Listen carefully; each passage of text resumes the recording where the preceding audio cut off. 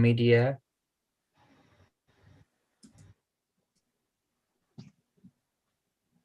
Great, we'll be starting in a minute. We have right now 87 guests in the room and several in the waiting room. Let me bring them in.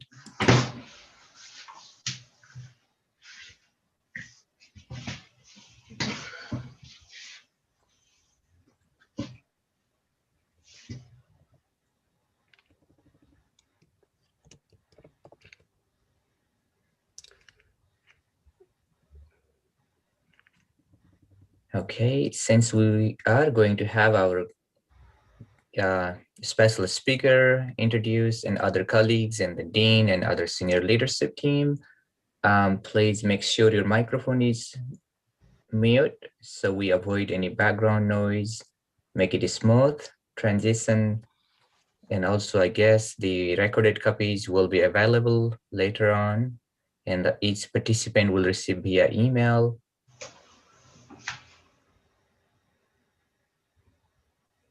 I guess we are waiting another minute or less. Still, we have many guests in the waiting room, so let me bring them in, and our co-host also bringing them in. Thank you.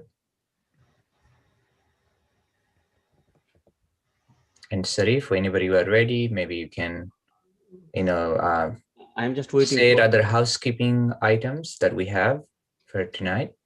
Sure, I'm just waiting for Dean from University of Miami. Yes, she's there. She's just in.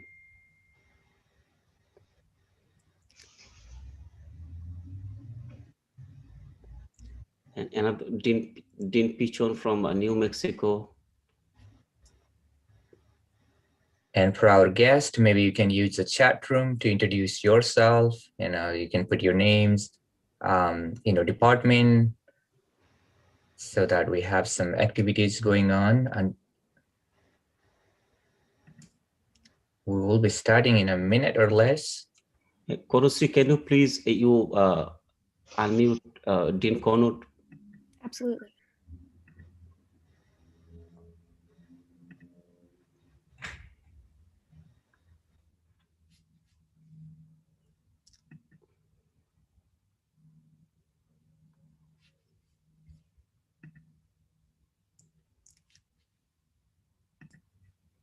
I can see many other, some guests in the waiting room. Please co-host, bring them in. We have right now 100 guests already in the room and few in the waiting rooms. Let me bring them in.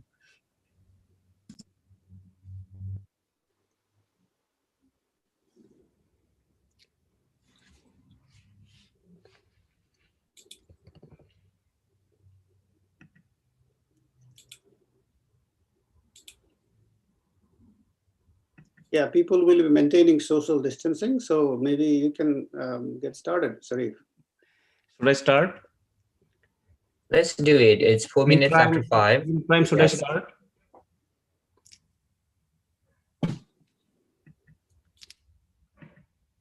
Dr. Gavi, I cannot let them unmute. Can you please?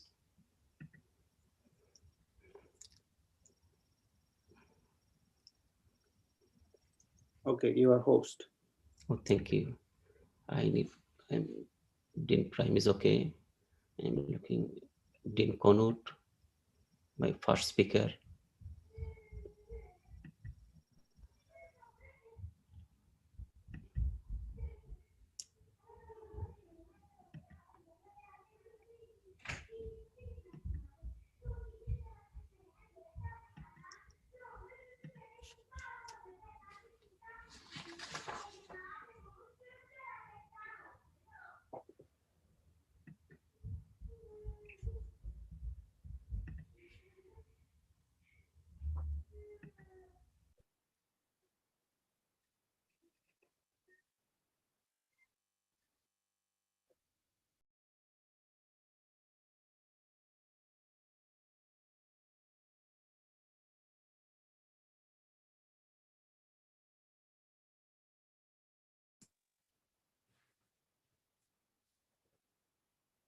Sharif, I guess it's ready.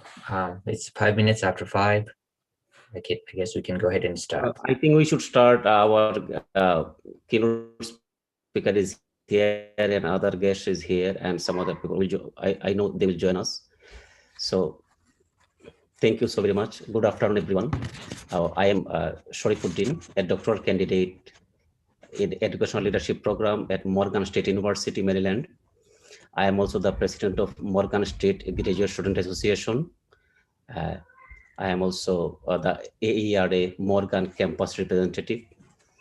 As a scholar of urban education, I have heard, read, and cited Professor Dr. Gloria Lerson Billings, but never imagined I would one day be able to host her as a professional guest.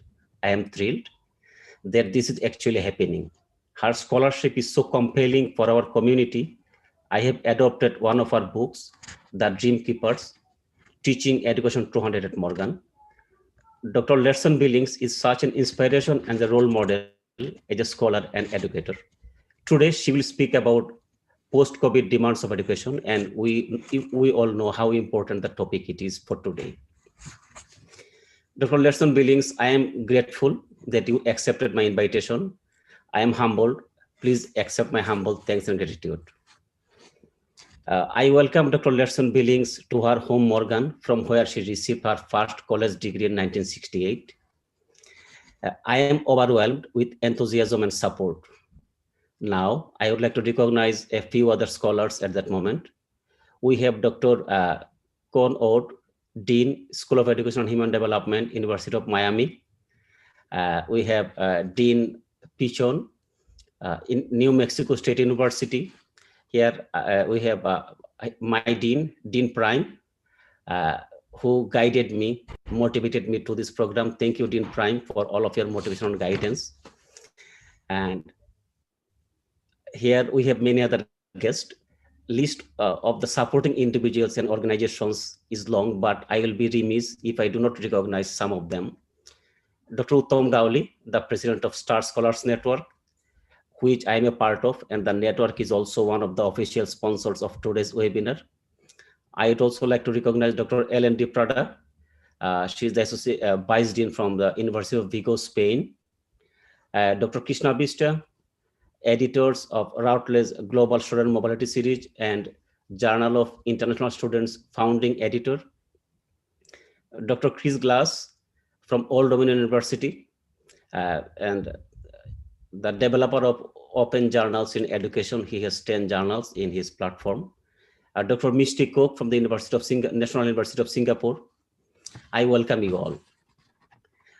It is also my pleasure and honor to welcome all higher education administrators, faculty members, and graduate students who join us today to hear from our main attraction. Other than Morgan, Miami, and New Mexico State University, we have scholars from many higher education institutions, including Towson, Ball State, Loyola, Austin Peay, West Georgia, Slippery Rock, Minnesota State, Mercer University, Howard, Wisconsin, Penn State, University of Maryland, and so on. I welcome you all, including Dean Mullen. I am honored, Dean Mullen, you accepted my invitation. Dr. Martin, Dr. Tencock, Dr. Michelle Amodei, Dr. Bradbury, Dr. Thompsons, Dr. Warren Hammond is here. So through Star Scholars Network, we also have some faculty members from Canada, India, Bangladesh, Mexico, Nepal, Philippines, and some other countries. I welcome you all. I am really honored that you accepted my invitation. Last but not least, I would like to recognize my co-host, Kono Sriwada, from a doctoral student from University of Miami, who was with me from the beginning. And Gopal Tamang, New Mexico State University doctoral candidate. And I have also another co-host, Justin. She's from the University of Toronto. She's also a doctoral candidate. So we know we all are eager to hear from our central focus, Dr. Lerson Billings. When Dr. Billings will speak, you can post questions in the chat box, and my co-host Konosri will be the moderator for Q&A session. Please write your institution's name along with your questions.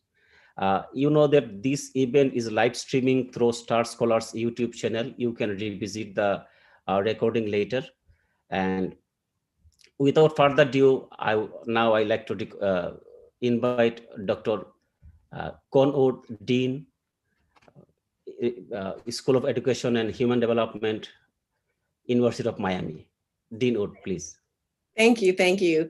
Good evening, and thank you so much, Sharif Udine, as the AERA campus representative at Morgan State and doctoral candidate there, and to Kanushree Wadwa, doctoral student in our School of Education, Human Development, Department of Teaching and Learning here at the University of Miami, and president of our AERA organization, both of whom are wonderful organizers of this event, which to me is an excellent example of collaboration that I hope our two institutions can build upon in the future, and hopefully include my undergraduate alma mater as well, the Mecca, Howard University. But it is with extraordinary pleasure and a great deal of awe that I join you this evening as part of this important event to address the critical issues related to post-COVID education. And in particular, I'm thrilled to be part of anything that involves the illustrious Dr. Gloria Ladson-Billings.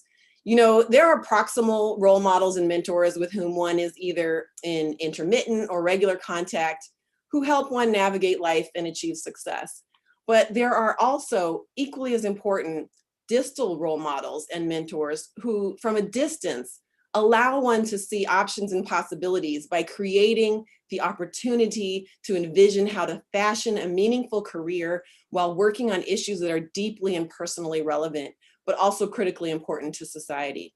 And that is closing the academic achievement gaps for our children and ensuring that a quality education is available to all children, such that your worth is not determined by your birth and your academic experiences are not limited in direct correlation with your melanin.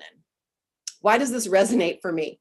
Dr. Ladson-Billings was among the first to not just recognize that Black children are not the problem, rather the system within which Black children are being educated was the problem. She was among the first to flip the script from a deficit model that located the issue and the site of intervention with the child versus understanding that we must locate the site of intervention in the classroom itself and the system and interrogate the ways in which teaching and education is not only not culturally relevant, but culturally damaging.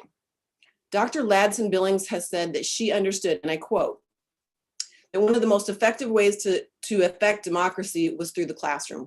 Why does this resonate for me? Because it was in the classroom of one of my proximal mentors at Howard University, Dr. Wade Boykin, where I learned that a research career that is focused on producing knowledge and truth about Black experiences in education is a form of activism. As Dr. Boykin said, he realized, as someone who was in graduate school in the 60s and 70s, a time when there was fomenting revolution of all kinds, that a rigorous research career that told the truth about our experiences and challenged the prevailing deficit model would trickle down to policy and policymakers and eventually, rightfully, transform policy that can affect hundreds, thousands, or hundreds of thousands of children and families. I was inspired to go to graduate school and engage in research questions that addressed issues of deep importance to me because of researchers like Dr. Boykin and Dr. Ladson-Billings, who incidentally paved the way for Black women in academia like me as the first Black woman to achieve tenure at the powerhouse, the University of Wisconsin, among many other accomplishments. I was able to envision a successful career as an African-American woman in academia while attempting to address issues that are necessary to transform society. So I challenge all of you to walk in the footsteps formed by Dr. Ladson-Billings tonight and forever as you grapple with important issues that is the focus of this program tonight. And again, thank you so much for asking me to address this group, and please enjoy what is in store for you tonight. Thank you. Thank you, Dean Keynote, for your inspirational speech about Dr. Ladson-Billings. Now I am requesting Dr. Pichon, Dean, New Mexico State University School of Education.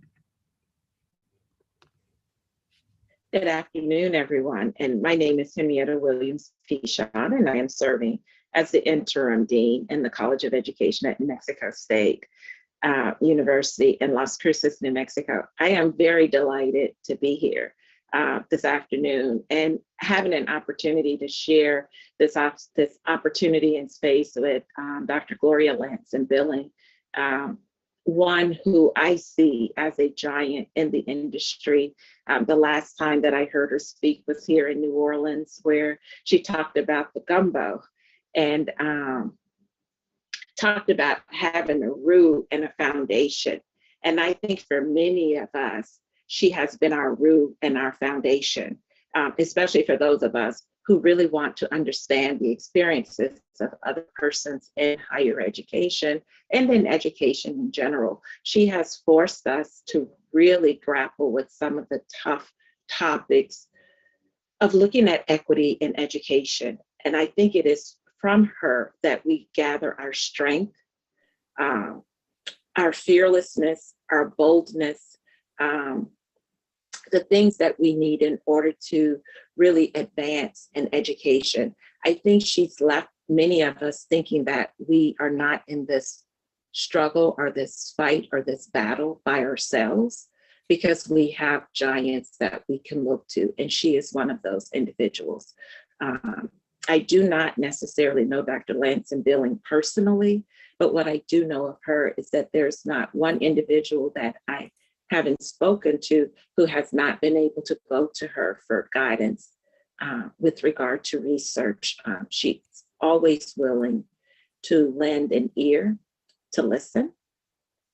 She's also willing to lend an idea and really force us to think about our research. And that has been really grateful experiences for individuals as I listen to individuals talk about the fact that they have spoken to Dr. Ladson-Billing about a particular topic. So it's not only is she a giant in the field, but she's always lent herself to those of us behind her studying and trying to address issues of equity in education. And we're so appreciative for this opportunity in this space to share with her this afternoon. I'm really excited and delighted. I consider her my intellectual auntie. And that is, everyone has that really great app that they can go to get advice, guidance, structure, and always willing to give it to you real. And that's Dr. Gloria Ladson-Billing. And so I'm really delighted to be here in this space tonight, as I'm sure that you are. And so I won't belabor the point, I will pass it on, but thank you for allowing me this opportunity to speak on the impact of her work in higher education and in education. Thank you. Thank you, Dean Pichon from New Mexico State University. Now I am requesting my Dean, Dr. Glenda Prime, for her brief remark and to introduce our keynote speaker, Dr. Gloria Ladson-Billing. Dean Prime, please.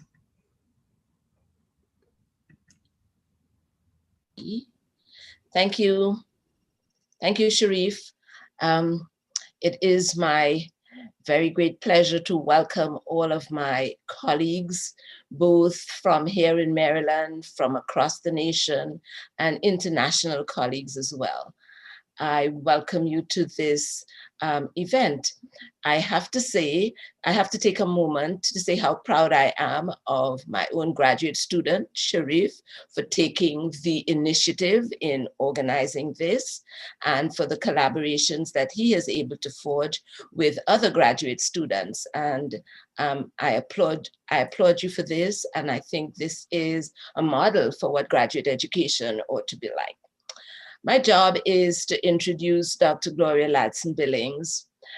And I'm going to start by telling a story that Dr. Ladson-Billing may or may not remember.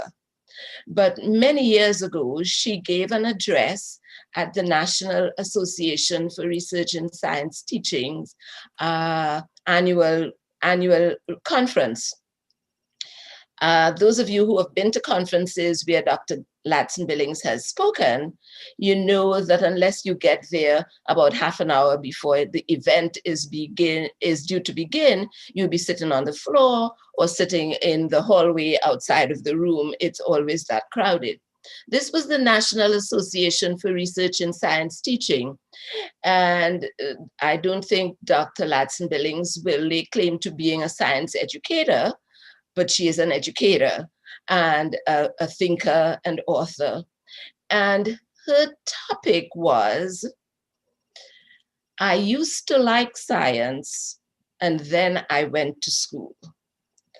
I don't know if you recall giving that address, but Dr. Ladson-Billings went on to talk about all of the ways in which science education, as practiced at that time, was serving to exclude some children from access and success in science. And it was a most telling presentation. It had that group of science educators sitting at the edge of their seats and kind of hanging their heads in shame for what we had been doing to minority children in science education and making it as exclusionary as it had been up until that time. So Dr. Ladson-Billings has been influencing educators across all of the disciplines in education. I thank you for accepting our invitation to be here.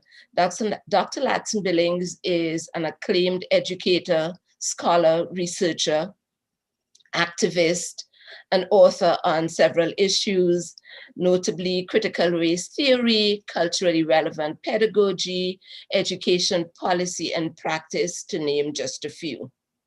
She has held leadership positions in the field of education. She began serving a 4-year term as president of the National Academy of Education in 2013, went on, also served as president of the American Educational Research Association. She's the author of acclaimed volumes, The Dream Keepers, Successful Teachers of African American Children, Crossing Over to Canaan, The Journey of New Teachers in Diverse Classrooms, and numerous others, by which she has profoundly influenced the field of education. When we talk about her qualifications, she holds the PhD from Stanford University, the master's degree from the University of Washington, and I saved the best for last, her master's degree from Morgan State University. I'm sorry, her undergraduate degree from Morgan State University. She's here today to share her thinking on the impact of COVID on education. We all know that it has changed us and changed education in many different ways. And I'm eager to hear Dr. Ladson-Billings' analysis of the ways in which the pandemic is going to and has changed education. I welcome you, Dr. Ladson-Billings, and look forward to your presentation. Well, thank you, Dr. Prime. Good afternoon, everyone. Buenas tardes, mis amigas from New Mexico. I want to thank Sharif for all the organization he and his colleagues, co-workers have done. The logistics of these things are the issue. I mean, you can get someone like me to do it. It's just getting all the logistics down, and he's done a yeoman's work in this work. I'm not going to pick on Dean Cohen Wood for that shade she threw at Morgan, because we all know, right? We already know. It's great to see so many folks in the room. Either I see your name or you actually see your face. People like Dia Sakai, Warren Heyman. I see you, Warren. Good to see you. And I'm also glad that you are taking advantage of your responsibility to engage with AERA. I mean, that's one of the things that we go over and over. Why don't we see more HBCUs, more HSIs working with AERA? And I will tell you that this is the kind of conference you actually could have gotten some money from AERA for. So think about that for next time. They do sponsor conferences, local and regional ones. I want to make one correction about a bio statement someone made. I'm not the first Black woman to earn tenure at Wisconsin. I'm the first woman to earn it in the School of Education. However, School of Education is one of the oldest entities on the campus. It opened up when the campus opened up. So we're talking 1848. So it still is something that, I scratch my head about. What took you so long? When people congratulate me about that, I said, no, that's really something that the university should be ashamed of. I'm old, but I'm not that old. So it really is important to call people on some of these things.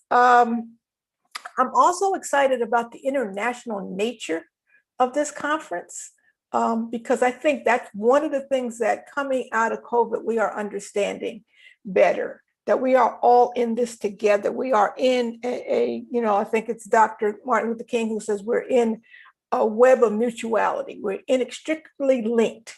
And so I'm glad to see colleagues from around the world participating. I want to thank the deans from University of Miami, from New Mexico State, and of course, Morgan State. And Dr. Prime, you will be happy to know that 2 weeks ago, I was a keynote speaker at the Michigan Science Teachers Association. So I'm still talking to these science teachers. And one of the things that I've been saying about this sort of post-COVID moment is that this is a time for science to be at the center. It should not be on the periphery. We've gone through an infectious disease. We now know more about viruses. The questions that our students need to be able to ask and answer are almost always, and have almost always been, around science. So I want to get started. I do have a slide presentation because that's one way to keep me from rambling. So I'm going to share my screen. I need the host to let me do that.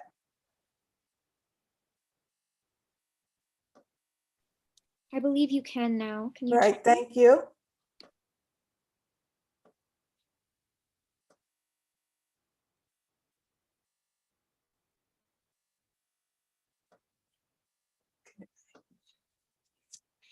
So I've called my remarks culturally relevant pedagogy, educating past pandemics.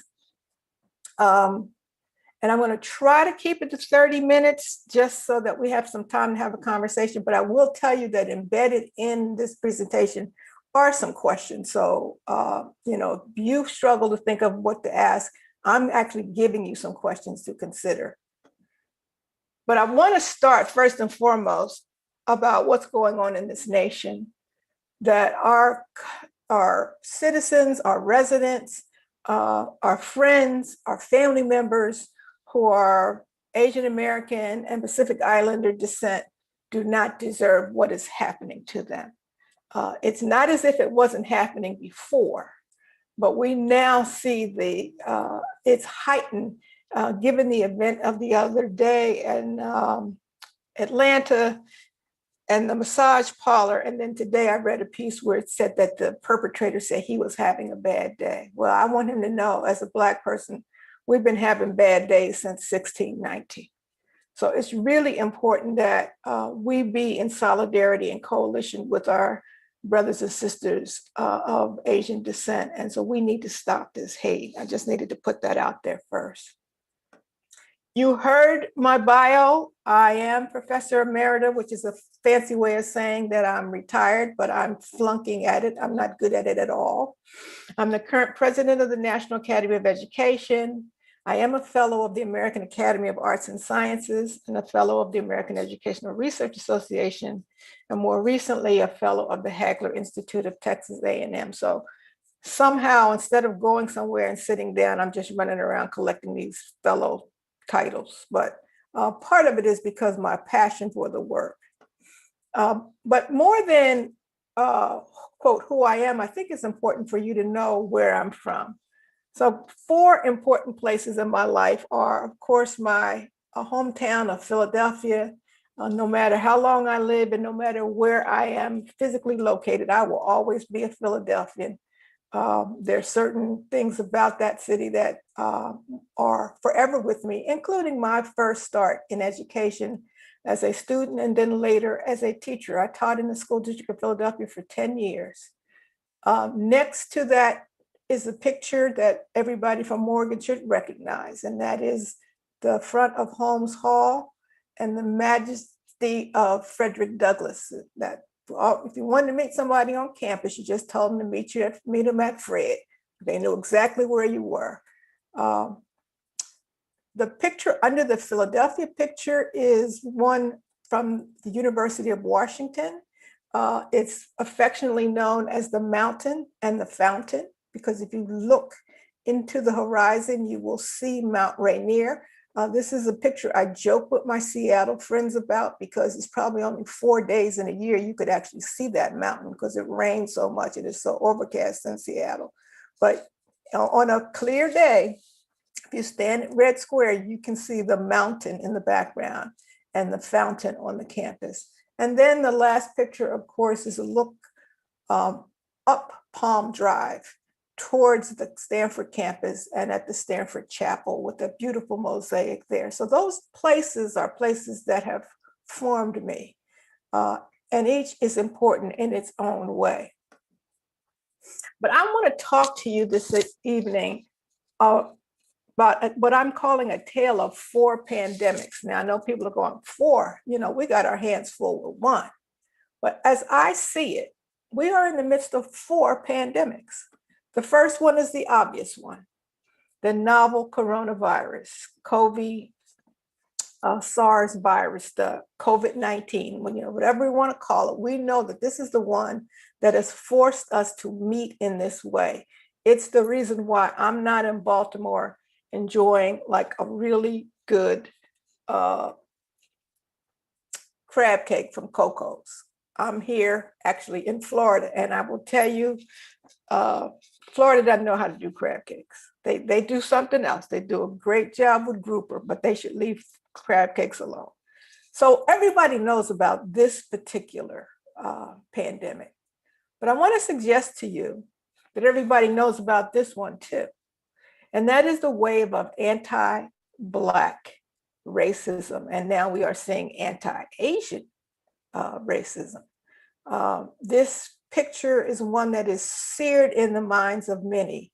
George Floyd begging for his life, and Officer Derek Chauvin with his knee on this man's carotid artery as he begs for 8 minutes and 46 seconds. Why I call it a pandemic, if you know anything about epidemiology, what makes something a pandemic is that it shows up all around the world. Well, when this happened, I had colleagues from the UK who said, we deal with this too. I had colleagues from France saying, yeah, we deal with this too. I had colleagues from New Zealand who said, yep, we deal with this. I had colleagues out of Toronto say, yep, we deal with it. It is pandemic. The third one is actually the coming economic collapse. It is trailing the novel coronavirus. The president and this Congress has worked hard to infuse money into the system, but we still know that there are people who are facing eviction from apartments or foreclosures from home. I think I read in my local paper today that the heat shutoffs are over. There's in Wisconsin where it is freezing cold in the winter, you cannot legally turn the heat off, even if people don't pay. Well, lots of people haven't been able to pay. But now that heat shutoff is over because there is a specific date, I believe it's March 15th, when they can shut your heat off. Well, you might say, well, it's not so bad, it's March. Well, March in Wisconsin is not like March in Florida. On Monday in Wisconsin, there was snow. So we know that there are people on a very tenuous financial footing.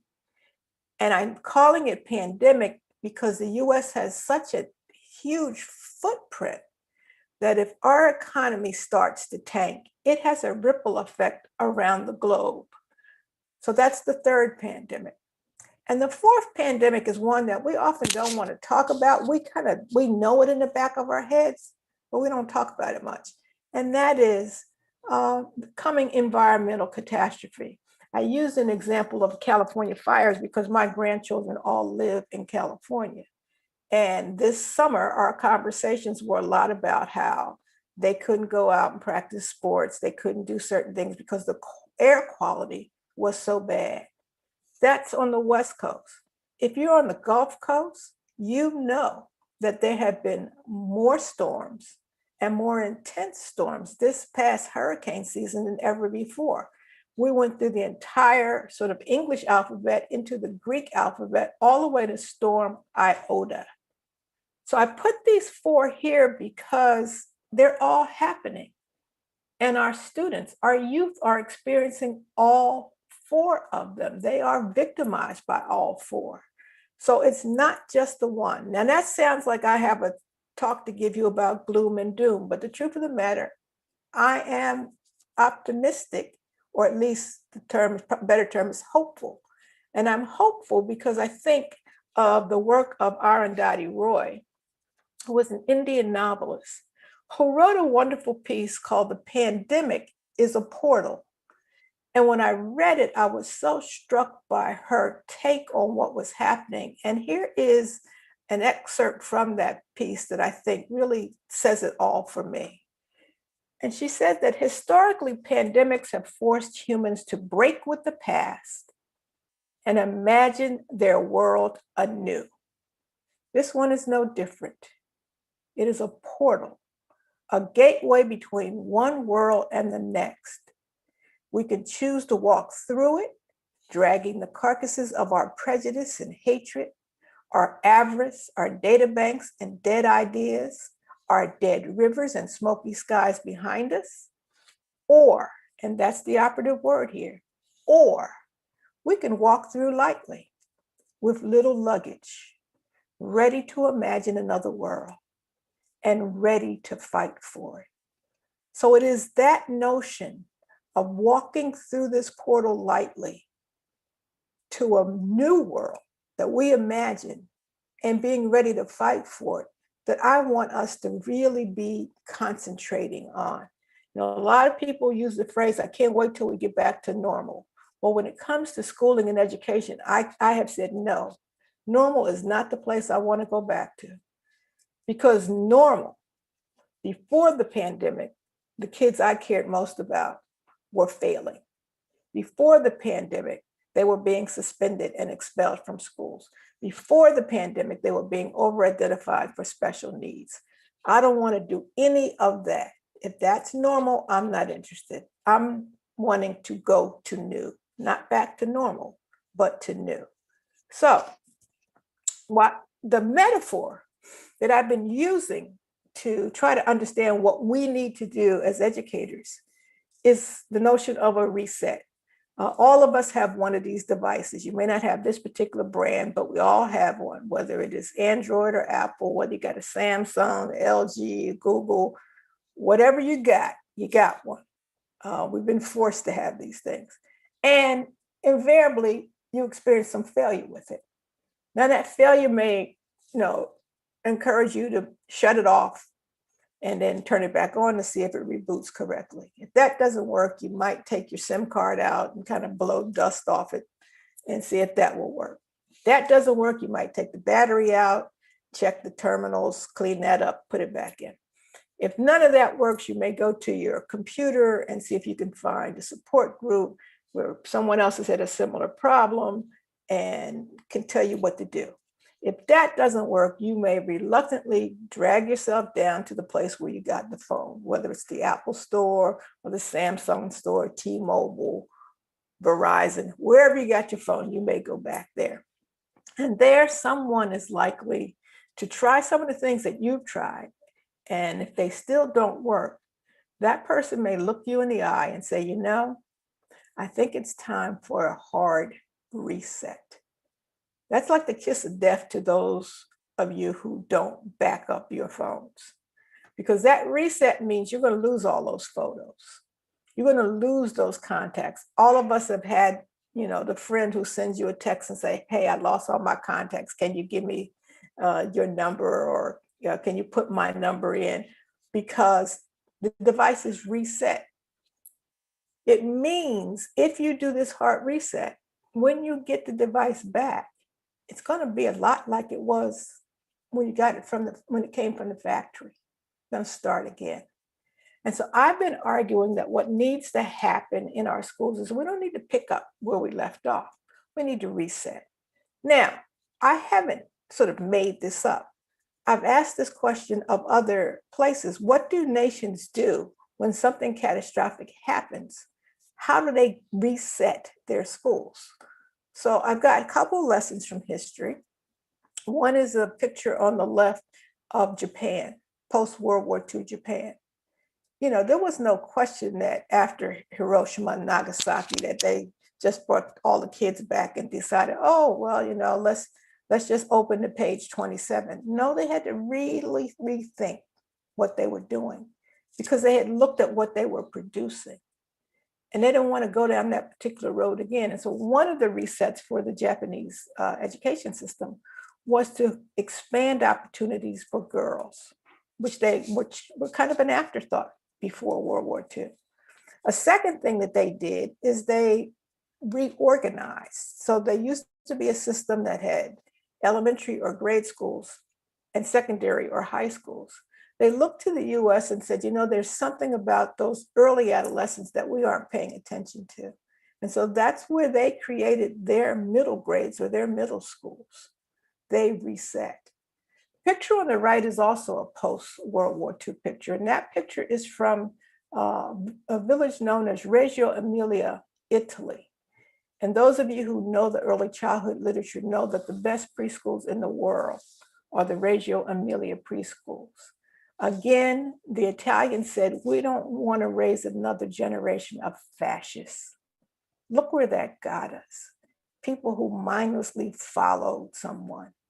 No, we want kids who can think for themselves.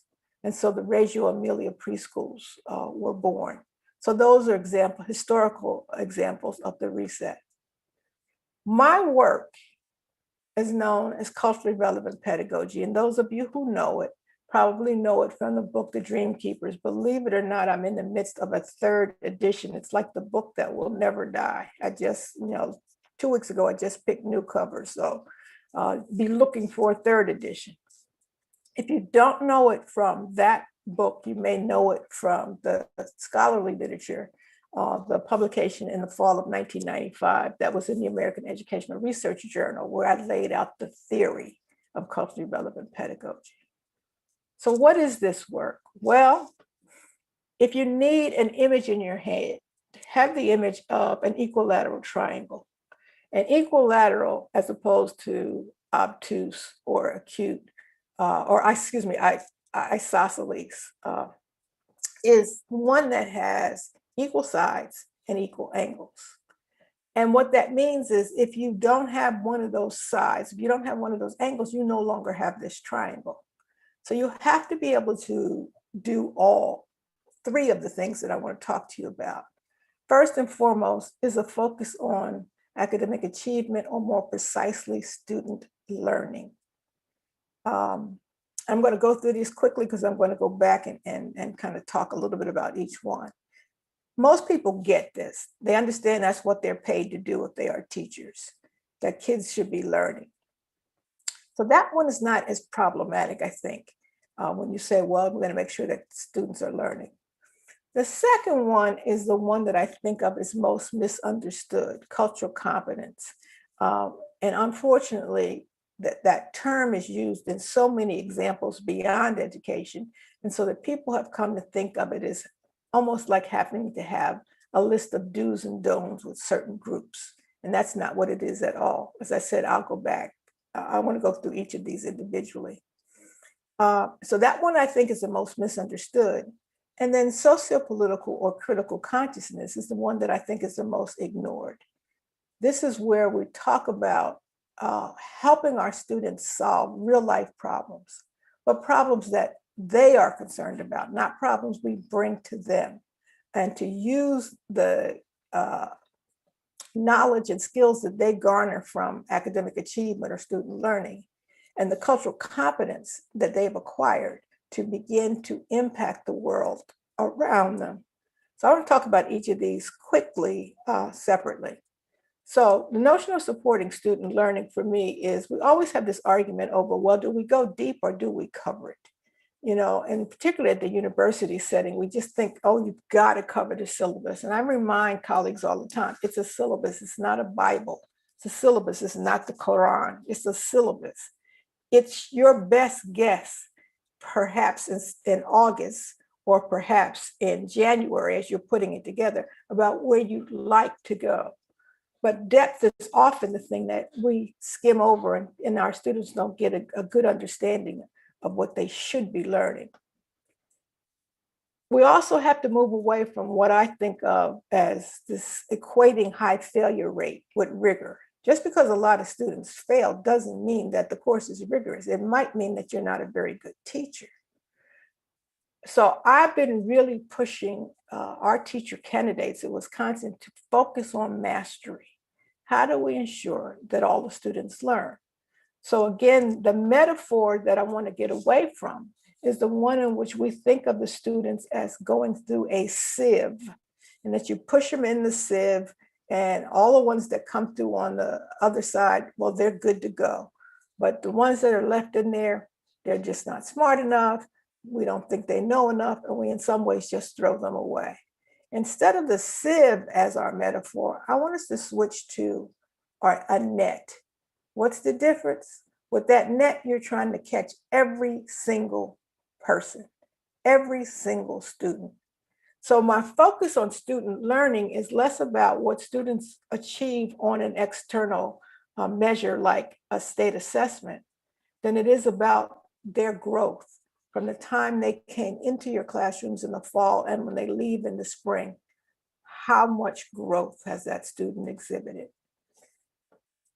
The cultural competence is, for me, the ability to be firmly grounded in your own culture of origin and fluent in at least one other culture. What I love about this particular gathering is that we have people from around the world. That's the way in which we're going to exist from here on out. So even if your students are from some rural community, I have lots of students who come out of rural Wisconsin.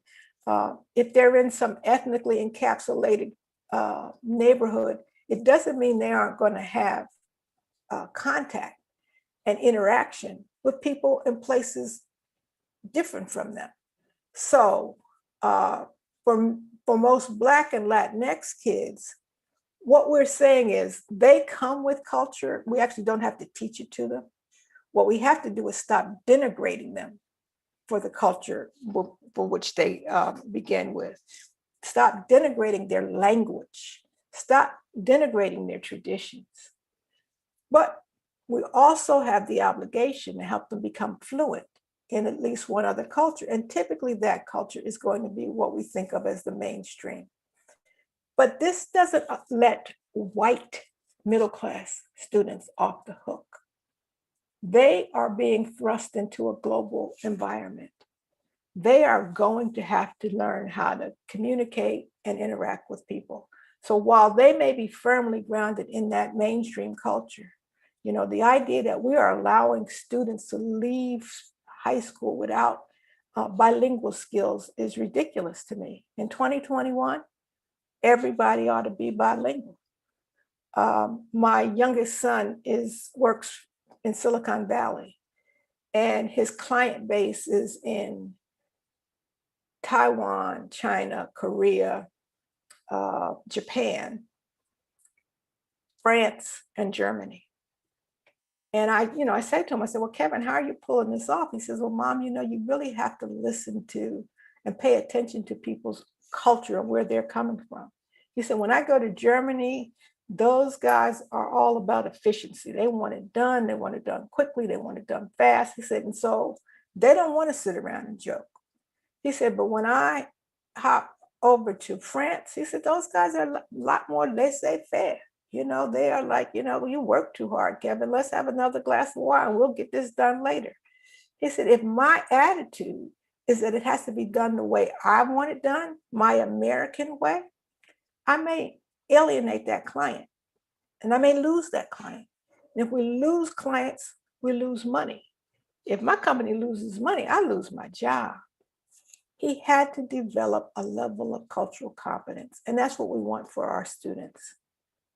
And then finally, this notion of the socio-political or the critical consciousness. And I use Thomas Jefferson mainly because Jefferson was a champion of the education of the citizenry. He didn't believe that the democracy could sustain itself if the citizens weren't educated. And I know the minute that I start talking about this, I have teachers who say, oh, I don't want to get into anything political. Well, then you shouldn't have gotten into education. It is political work. That's different than saying it's partisan work. Now, partisan is about picking this candidate over this one, or only agreeing with this particular issue over another. No, I'm not talking about partisanship. I'm talking about political work that suggests that we have got to be able to engage in real problems. Now, I will tell you that I go in schools a lot pre-pandemic, and kids are working on some kind of problem, but that problem is not their problem. So I've been in schools and classrooms where kids are working on the rainforest, and I said, tell me something about the rainforest. And she said, look, I don't know nothing about the rainforest. We're just doing this because this is what she wanted to do. That's not an authentic problem. The authentic problems that kids grapple with may not seem that urgent to you. It may be about what's served in the lunchroom. It may be about disparity in the way in which the hat rule, many high schools have these hat rules, maybe about the disparity with which it's applied. And I use that example because I've seen this problem work that beautifully at a high school, where kids are complaining that only the Black kids are getting stopped around these hats. And the teacher said, is that what you think, or what you believe, or is that what you know? And she helped them set up a wonderful survey instrument.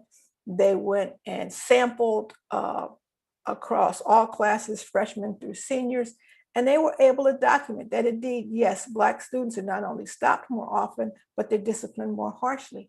And they were able to put together a report that they shared with the administration. And there was a rigorous and important conversation about, let's look at this hat rule.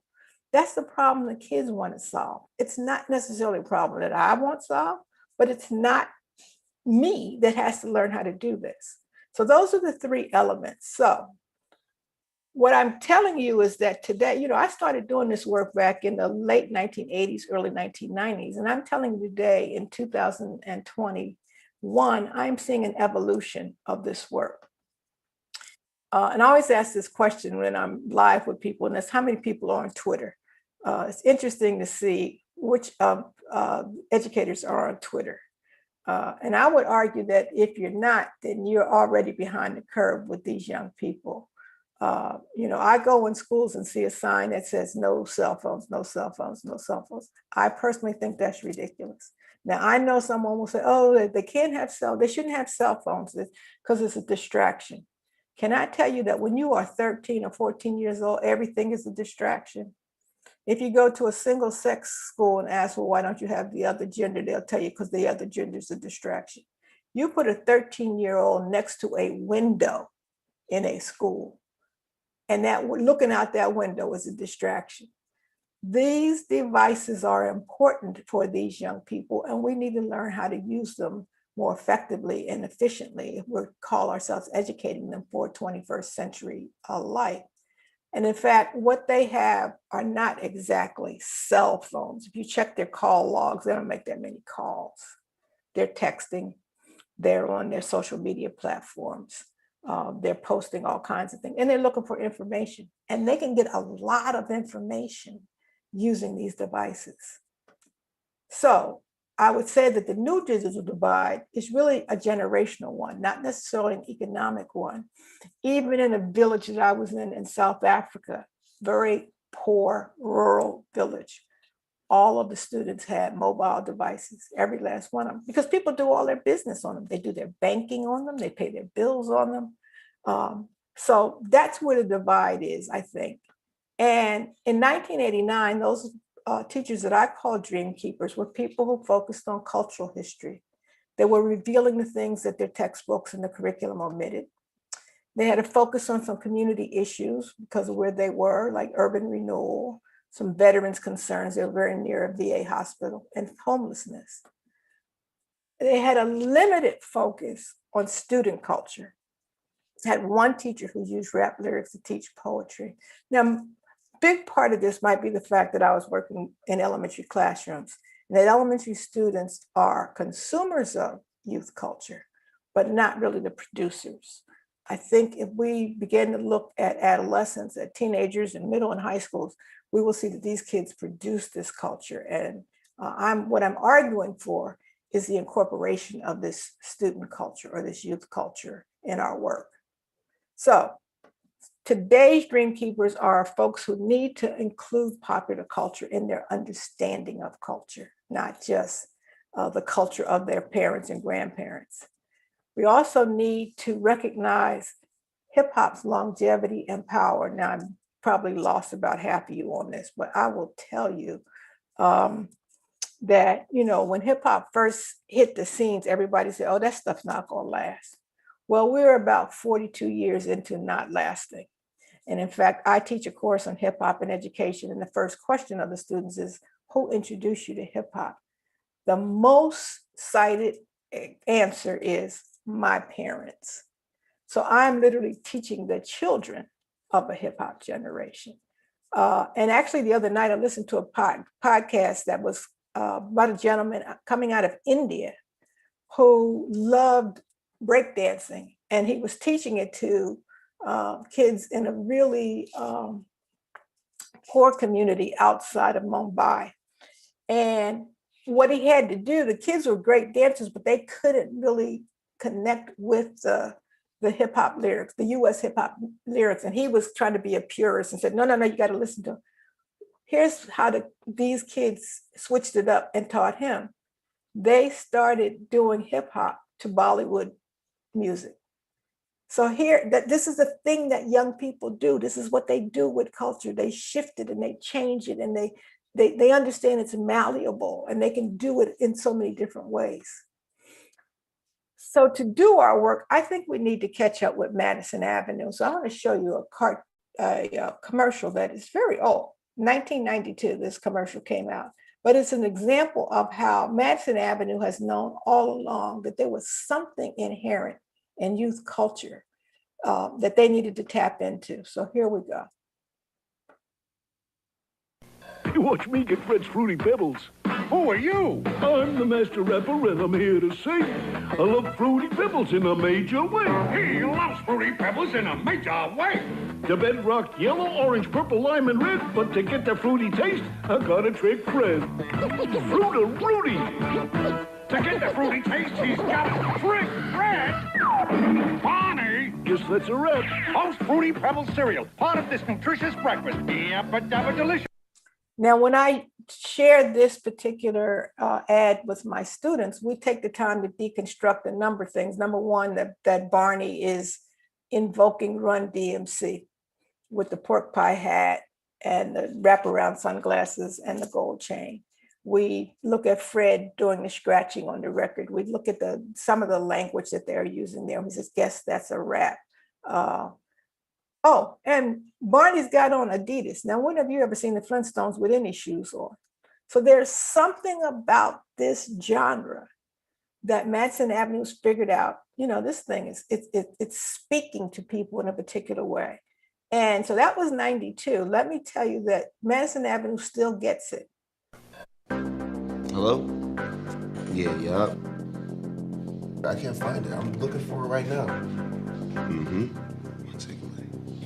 They say quit, they say done. They say we're too grown for fun. They say old, we say young. We say playful's never done. Don't fight the feeling, just let it flow. Stack it up, rack it up, let it go. Laughter is calling, pick up the phone. Let's stay playful, Oreo. Everyone's welcome, don't need a label. If we're still smiling, the future's bueno. I got a secret the world should know. Let's stay playful, Oreo. Hello? Psych. And when you do, every day's full. For every moment, we're grateful. No half, our glass all the way full. Yeah, yup, stay playful. So here's Nabisco figuring out that it can sell Oreo cookies by tapping into hip hop artists. This Wiz Khalifa in this commercial, because they know it speaks to children in a particular way. And of course, children influence their parents about buying things like cookies, right? So they get it. It's we as educators who don't get it. And so what does all of this actually mean in the post-pandemic world? And I told you when I started that I was going to throw some questions at you. Well, I want you to remember what happened post-Katrina. because we've had a catastrophe before. The thing is that Katrina was localized. And while everybody was talking about, let's get back to normal, let's get back to school, well, those were not schools that we should have wanted to get back to. They were terrible schools. Unfortunately, the people who had a different idea had an idea that was much more rooted in privatization and capitalism than it was in making sure all kids learn. So now what do we have in New Orleans is we have an entirely charterized district. What I'm suggesting to you is that's not what we want to do, but if we don't have some better ideas, people who have ideas like that are going to be able to move in, because people, I've talked to so many parents in this COVID moment who said, you know what, my kid is actually doing better. One of my favorite things that I experienced is I talked to students at Baltimore's Dunbar High School because that principal is a good friend of mine. And so I've talked to her students, and the first time I met with the kids, I asked them, I said, well, what do you guys feel about this remote learning? And I'm expecting them to tell me how much they hated it. One young man told me, he said, I absolutely love it. I love it, love it, love it. I said, really? What is it you love about it? He said, look, when she gets on my nerves, I just turn her off. I said, well, what happens when you do that? He says, oh, in a few minutes, she'll call me on the phone, and then I just tell her I'm having internet connectivity problems. What this young man is telling me is I finally have control of my own learning. See, if I'm in the classroom, the only way I can turn her off is put my hoodie up and put my head down. And that gets me thrown out of the school or out of the classroom and suspended or detention. But at least through the technologies, I have a little control. I've also talked to so many parents of particularly African-American parents who say, you know what, I've heard more from the school this year than ever before. I'm able to call these people, ask them questions about the assignments. Before, the only communication I had with them was because my kid was in trouble. Another question is, do we have some changed assumptions? For example, who can actually have access to digital devices? There used to be a time when we would say, well, you can't give those kids computers. We can't trust them. They're going to break them. They're going to sell them. They're going to lose them. But we got to a place where we pretty much had to give everybody a Chromebook to make this happen. I think another assumption that we might ask questions about is really how important are these tests? We thought, well, we can't get through the year without testing. Well, we did get through a year without testing in most places. So do we have to do it every year?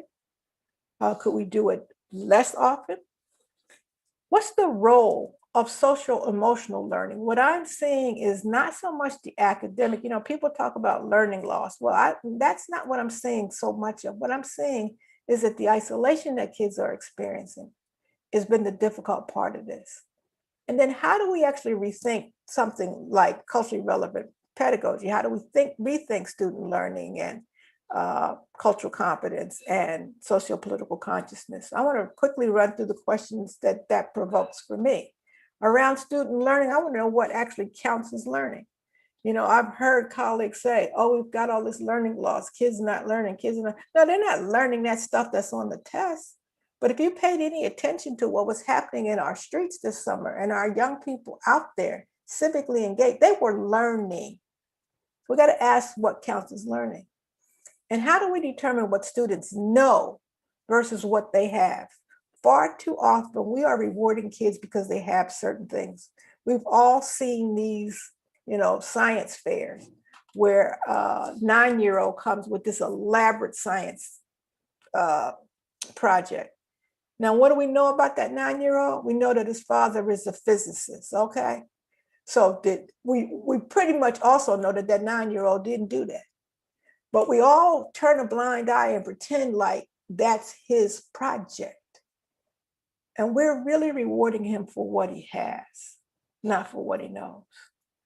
I would say, can we finally put the tests in their proper perspective? I'm not an anti-test person. I think the tests tell us something, but I don't think they tell us everything. If tests were the be-all, end-all, then the best drivers in US society would be 16 years old because they passed the test.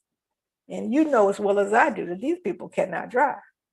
So the tests give us some indication, but they don't give us a full picture or measure of how a person is doing. And then can we measure academic progress? Talked about this early on, where students start and where they end versus just the external standards of a state assessment. In terms of their cultural competence in the post-pandemic world, what's the role of youth culture? You know, where does it fit? How do we use it? What about Latinx culture? What about indigenous culture? You know, the University of Wisconsin is on the land of the Dejup Indians, the Ho-Chunk. Most of my students don't know that. And so I literally have one of our indigenous scholars give them a walking tour of a campus that they've been on for almost 3 years and didn't realize we're on an Indian mound. They don't realize that there are 12 bands, tribes, and federations in Wisconsin with which we have struck treaties and broken them over and over and over again. What does that mean when you look around the classroom and there are no indigenous students? What's the role of socioeconomic differences? Just because someone has the same racial identity or the same ethnic identity doesn't mean they have the same socioeconomic status. And it may be very, very different based on where they are on that socioeconomic ladder. How do we help our teachers understand disparity? You're constantly handing out homework, and yet you have kids who will be going to a shelter. They're not going to a home. So how important is your homework in the midst of this? And then what's the role of digital literacy? In other words, if we're going to keep up, are we understanding the role that technology is playing? I've been saying over and over that in the midst of one of the things the pandemic is showing us is that technology is not an option. It's not an add-on. And I'm hoping that more school systems, when I talk about this new world, that more school systems will move this technology to the center of teaching and learning. And this is not just at the elementary level, or excuse me, at the K-12 level, but at the university level. Right now, we treat IT and ed tech as just those people that need to help us when we can't get our email or when our internet is down. They need to be in the center of helping us plan curriculum and curriculum delivery. And then what about a post-pandemic critical consciousness? What kind of questions do we need to be engaging? You know I have all kinds of questions about the disparity of who actually got corona or who got COVID-19. I have a bunch of questions about vaccine hesitancy. I have a bunch of questions about who has access to vaccines. How do we help the public understand our changing needs? One of the things that became very apparent when the COVID hit and we start closing schools is that schools do a lot more than teach ABCs and reading, writing, and arithmetic. Schools are feeding kids. All right, so now do you understand that the school's doing a lot more? And for what social emotional learning are we preparing? Having everybody on a yoga mat and, with the fingers together saying, Om, may not work for every kid. Maybe the thing that calms me down is that I have my cell phone, I got my playlist, I got my headphones on, and I'm just grooving to the music that I really like. That's what calms me down, puts me in the place I need to be. And then finally, how do we help our students cope with what I'm calling pandemic trauma? See, the social emotional issues is that something that we've all experienced, not just the children, not just the youth, but also the adults. The teachers have experienced some issues around the isolation and need some social emotional self-care. But I will tell you, and I've heard people say, oh, we're all in the same boat. No, we are not. We're all in the same storm. That storm is called COVID-19. But some of us have ridden out this storm on a luxury liner. We got our computers, we get our food delivered, we're still getting paid, even though we don't have to physically show up for work. And others are holding on to a little piece of driftwood because they have to go to that grocery clerk job. They have to go to that bus driving job. So how that some kids are coping with what I would call pandemic trauma is bigger than just the social emotional. Let me give you an example of what I mean by pandemic trauma. Some of the students that we are working with have seen death up close because of this pandemic. They have seen neighbors, they've seen friends, they've seen family members die. Now, it's not that our kids had not experienced death before, but what they haven't experienced is a death with a limited or a distorted closure. A death, for example, in the case of African-American kids, a death without true homegoings. You know, other people would call that a funeral. But I'm talking about this notion of the whole family coming together to celebrate a life. It's not for the dead person, it's for us. It's where we come and make promises to do better and to commit to one another.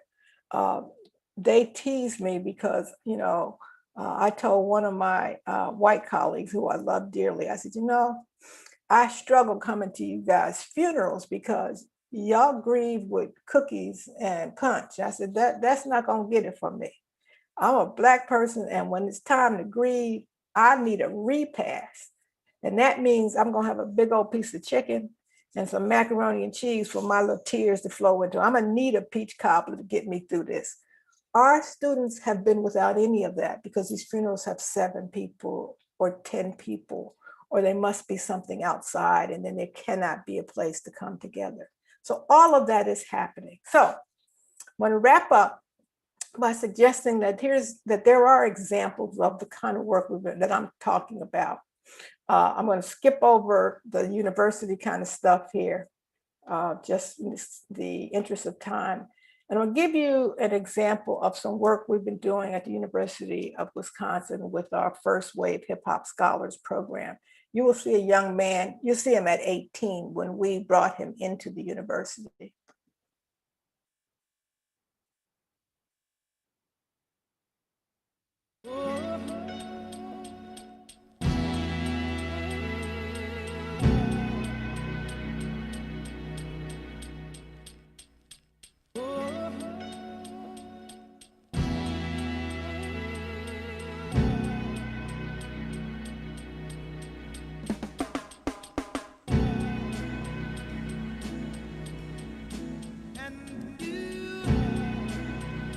Neighborhoods are ovens with windows. And as the knob on global warming increases, lives are preheated until a soul souffles. Pancake stack projects are poured over with a humid as thick as molasses. Heat and humidity are the perfect appetizer on death's plate. It's an all-you-can-eat buffet from May to October, and senior citizen discount is every day. If thermometers can measure temperatures, they should be able to measure human anxiety.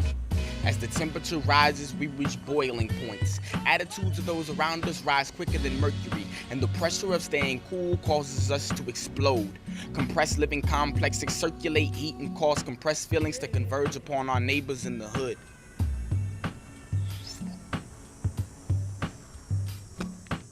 So that 90% release of excess body heat talked about in science class is contributed to our local temperature rising.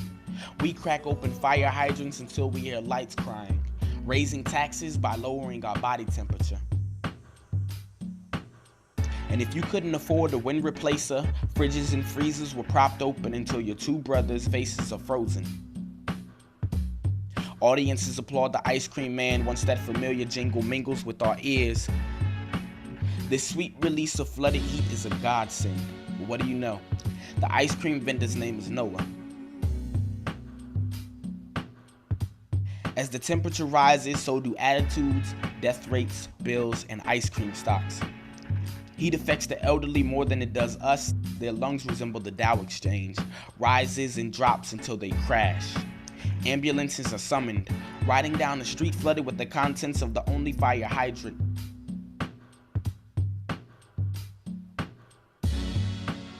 And we have only just begun to fry.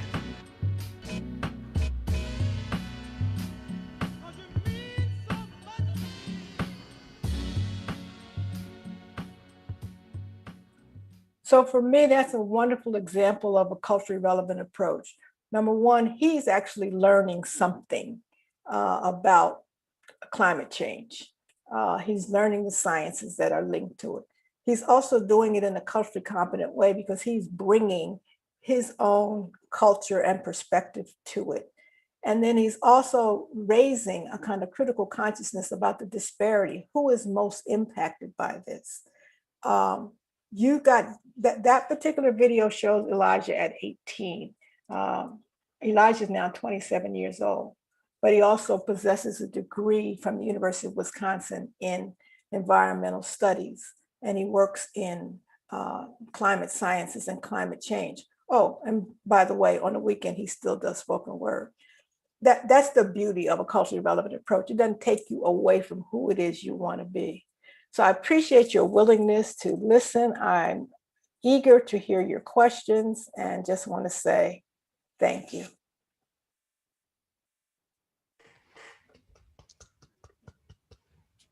So thank you, Dr. Gloria Lerson-Billings, for your wonderful and powerful and brilliant presentation. And you gave so many informations that my brain doesn't catch up. So the reset that you first gave us, really, I'm thinking about and thinking, how can we reset not only teaching approaches, even ourselves? How can we reset our work life and balance and study? How can we bring the balance? How can we reset ourselves? So I think we have here all expert and distinguished educators. They have so many questions. I am requesting my friend Konusri, please unmute yourself and the question you have, please. Sure. So first, Gina Ann from IIT Madras asks, what will the new be after the pandemic? Do we have any conception of what the new normal will be that was not there before the pandemic? I mean, I have a conception. I don't know if other people would agree with me, but I think that, and what I did, the slides I didn't get to is some of the things that the university, the academy should be thinking of too, is that we need to stop learning in these silos.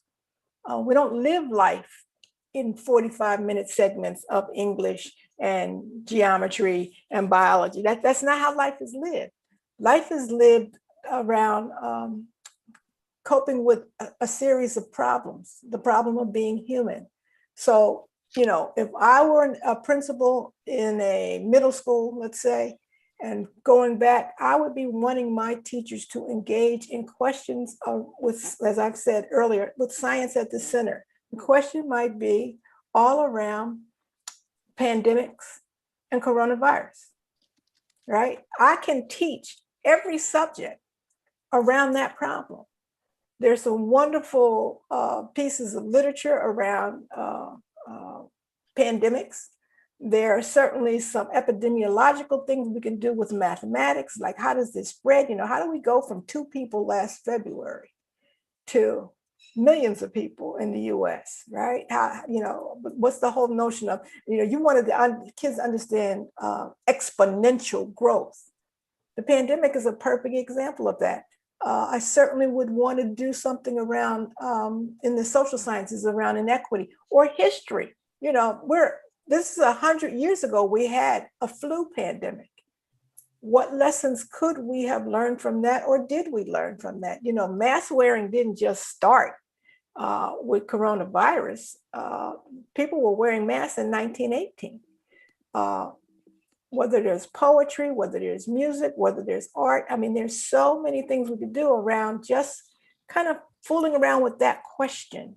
You know, some people would call it problem-based learning, but I think the problems have to be real and authentic for people. But it also requires that our teachers have deep knowledge. You know, you can't just be a teacher who is a chapter ahead of the students in the books.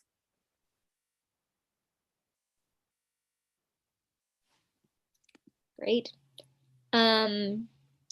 So a lot of our participants have asked about what you suggest for practicing teachers, including Brittany Davis from the University of Miami, who asks, do you have any advice for implementing culturally relevant education during this time? You know, I have a very naive theory of school change. And that theory essentially says there are usually three populations of people in any school that is going through a change. That first group of people are ones that I affectionately call the puppy dogs. These are the people who are eager to try something new, and they don't even care what it is. It's like, oh yeah, new thing, let's do it, let's do it, let's do it. You know, they're all excited. Then there's a group that I will call the old dogs, and I'm not being pejorative here. You know, old dogs have experience, old dogs have expertise, but they also may be set in their ways that I'm not changing nothing, all right? I've been here long enough to see them come up with new stuff all the time, and it comes and it goes. So those are the ones I don't worry as much about because they're not interested in any change. But there's an interesting group in the middle that I call the tennis spectators. That is, they're looking from left to right. They're looking from the puppy dogs to the old dogs, puppy dogs to the old dogs, trying to figure out, well, which one of these groups is going to work? So if I were going to be an innovative administrator, I would get a group of these puppy dogs and say, would you guys be willing to try an experiment? So talking to these teachers that you mentioned, because I think one of the things that we do when we try to do reform, we try to make everybody do it. And there's just some people by the very nature that you've made it a mandate are going to resist it. But what if you had, say, in a high school, 4 teachers in 4 core subject areas, a math teacher, a science teacher, an English teacher, and a social studies teacher, and said, would you guys be willing to try to teach in this new way? And, you know, we'll provide you with as much support as we know how to, but have you develop it and be willing to report out to us what's working, what's not working. Now, the job of the administrator in that environment is to constantly support these folks, be talking about their work at every staff meeting. Let me tell you what the experimental group is doing. The experimental group has found this out. The experimental group is learning that. When you send the newsletters home, you know, thank you to those parents who have allowed their kids to be in the experimental group. We're seeing that, first of all, some people are going to get sick of you talking about that experimental group, and they're going to wonder, well, I'm interested in that. I'd like to try that. So you're going to start with their successes. You're going to start grabbing up those tennis spectators. Your old dogs are going to do one of two things. They're either going to get on board because they see this train is not stopping, or they're going to leave. Either way, you win as an administrator. So the idea is not to make everybody do everything. I wish we would do many more almost action research or design experiments in our schools, as opposed to saying, you know, this year we're all using this curriculum. I think it's that sense that we're just telling people what to do that turns, you know, real educators off. Absolutely. Some of our colleagues here have asked for more general advice. Lydia Ford, who is a senior at Morgan State University, asked, what advice would you give me and my colleagues as we complete the last 6 weeks of our undergraduate internship and enter the post-COVID classroom? And likewise, Ana Granados from New Mexico State University asked, what do you suggest we focus on when returning back to in-person teaching? So I think one of the things that keeps people from innovating is that they get overwhelmed, right? It's just so much to do. What I would recommend is pick that one thing, and it's usually that one thing that you already have an affinity for or that you're good at, and see how you can innovate and change around that one thing. So for example, let's say you're someone that you actually love technology. Well, now you can make technology a kind of centerpiece of your work. Or if you're someone who just really, really loves writing as a way to communicate, I don't think you can, quote, do every single thing. I think it will just kill you. I think if you honed in on kids' social emotional needs, ask yourself, okay, so now what am I going to do as a daily practice that will help speak to kids' social emotional needs? Pick that thing. Pick that thing. because once you get really good at that thing and you get comfortable at it, you'll be ready to pick another thing. I think the thing that overwhelms our teachers is we're telling them to do everything at one time. You know, what we're seeing in Madison is that those teachers who start off their remote classes, their Zooms with a social emotional check-in, are actually getting more kids to come, because they're not starting off with, did you do your homework? They're not starting off with, did you do the reading? They're starting off with, how are you doing today? What's been really hard for you? What can we do to make it a little bit easier? So pick a thing, you know, that you really are excited about and that you would like to see more of in your teaching anyway, and work from that. You know, we're going to be best at those things that are our strengths. If you're someone who absolutely loves science, but you're teaching 5th grade, so you got to teach everything, incorporate the science in everything. You know, we're going to be reading more science stuff. We're going to be using the mathematics in the context of the science.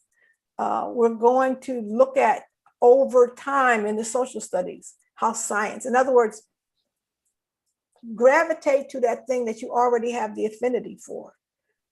And you'll see yourself begin to be more adventuresome and teaching in a more robust way. So that would be my, you know, don't try to do everything. Choose the thing that speaks to you. And for those brand new people, the biggest task you will have is to learn how to negotiate bureaucracy. Because schools are bureaucracies. They don't have a whole list of stuff that you have to do. You know what? No, you don't. I'm not telling you to be insubordinate, but I'm just telling you, don't let that stuff weigh you down. You know, my favorite line was, "Oh, I didn't know we were supposed to do that." You know, you know, being brand new, you're going to get a pass. And let me also just say this, and I say this to all of my beginning teachers out of Wisconsin. I don't care how many A's are on your transcript. I don't care what your cooperating teacher said, that you were the best thing since sliced bread and you could walk on water. When you leave that teacher preparation program, you will be a beginner. That's you can't skip over that. You can't jump over that step. You will be a beginner. And as a beginner, you will make mistakes.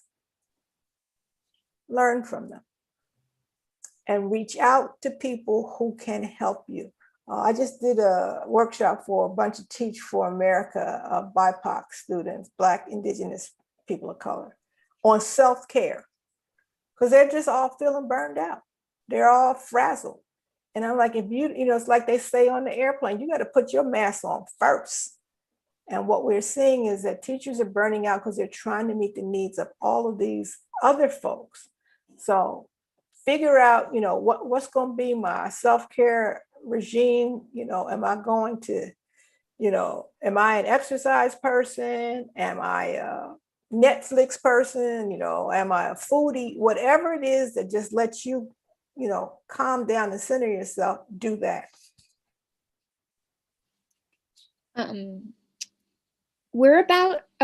People are free to continue to put any question in the chat, but in a minute, I'm going to pivot away from more educator-oriented to research-oriented questions. But before I do, I have a couple of more. Jeffrey Pearson from Morgan State asks, he is seeking to develop a culturally relevant peer tutoring program and wants to know if you have any insight. Jeffrey, I could have used you early this morning when I was meeting with my United Way committee. I am leading a delegation for early literacy for the United Way here in Wisconsin. And we work with tutors, AmeriCorps tutors. And that's one of our challenges, you know, how do we get these tutors to take the time to learn more about kids' cultures? You know, they just want to go in and get in there 25, 30 minutes and quote, tutor reading. But one of the conversations that I would say that the peer tutors have to begin to have is around their selection of materials. What are we going to use to support And also making sure that we are indeed developing what I would call more equal status relationships. And though you're the peer tutor, but typically that tutor is the one that's getting really good grades and they're working with someone who's struggling. And there's a difference in their status. So maybe starting out with not just one-on-one tutoring, but more group activity, maybe small groups, six students, right? 3 tutors and 3 who are there for the tutoring, so that you can actually get a conversation going about what the students' needs are, as opposed to your belief of what you think they need. Helping to develop a vocabulary that supports kids. And what I mean by that is, you know, we have all kinds of terms in education, many of them that I refuse to use, like at risk. It's just not a term I'm going to use. There's one place that I'll use the term at risk if the grant insists on it. But even within the grant, I then try to educate the grantor as to why that's not the right term. You know, my colleague at the University of Chicago, Margaret Beal Spencer, says to be human is to be at risk. Right? And we've all seen this in this COVID thing. All right. We were at risk of catching this disease. I'm at risk for high blood pressure, cholesterol, diabetes, but I don't want you to call me at risk. At risk is a human condition. And so helping to develop a more empathetic language for peer tutors is another thing that I think that you could work on.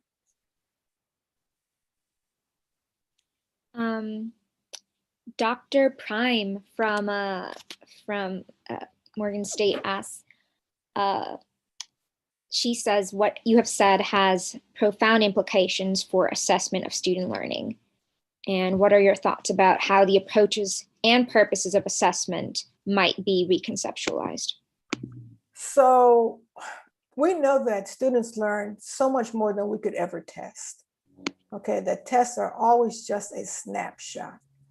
But we're also seeing some of the so-called more prestigious institutions starting to do away with tests. You know, as a Stanford alum, I'm already getting these bulletins from them saying they're not using the SAT. At the University of Wisconsin, we are not going to be using the ACT for the admission of this year's class, and we're going to rethink whether or not we're going to implement it. I was on a COVID panel with assessment folks, and I'll tell you, the people at places like ETS and the College Board are saying, you know what, we don't even know if any of this stuff is right. Now, that from what we've seen, I had a conversation yesterday with the Madison Metropolitan School District superintendent. We have a new superintendent. We have our first African-American superintendent, and he has kind of a cabinet of community people that he's leaning on.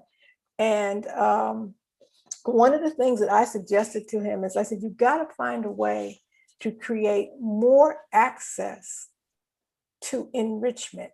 You know, the way we deal with kids who are struggling is, I think, the absolute wrong way, just from a logic standpoint. If I'm already behind, how do I catch up by you slowing me down? So I think remediation is the absolute wrong way to help kids who are struggling. We really have to think about acceleration. So what I said to the superintendent is, I said, what would happen and how much would it cost? Because, you know, superintendent's always thinking about what's the money, what's the budget implication? How much would it cost if you made a graduation requirement that everybody take at least one AP class? Everybody. You know, now that would be taking the AP class, not with the idea that I want you to pass the AP test. I think that's the wrong approach. I think you should be offering AP because you want to do enrichment around something that kids are deeply interested in. I get bothered when I see these, you know, I see these transcripts come into the university. The kids got 22, 28 AP credits. I understand why they're doing it. They're trying to save money, you know, because that's 28 credits less than they have to purchase. But what I'm finding is they're not better at whatever it is they took that AP class. And, you know, I've had kids crying at my desk because, well, I took the AP calculus and I got a 4 on the test, but I'm struggling in calculus 109. Yeah, because you weren't taking college calculus. you was taking AP to pass that test. So if we rethought AP not as just a ladder up to get into, to minimize your college costs, but begin to think of AP as an opportunity for every student to delve deeply into something that really interests them. That's a very different approach to it. Alternately, I said to him, what if you can't do the AP, what if you made it a requirement of graduation that every single student take one college level course?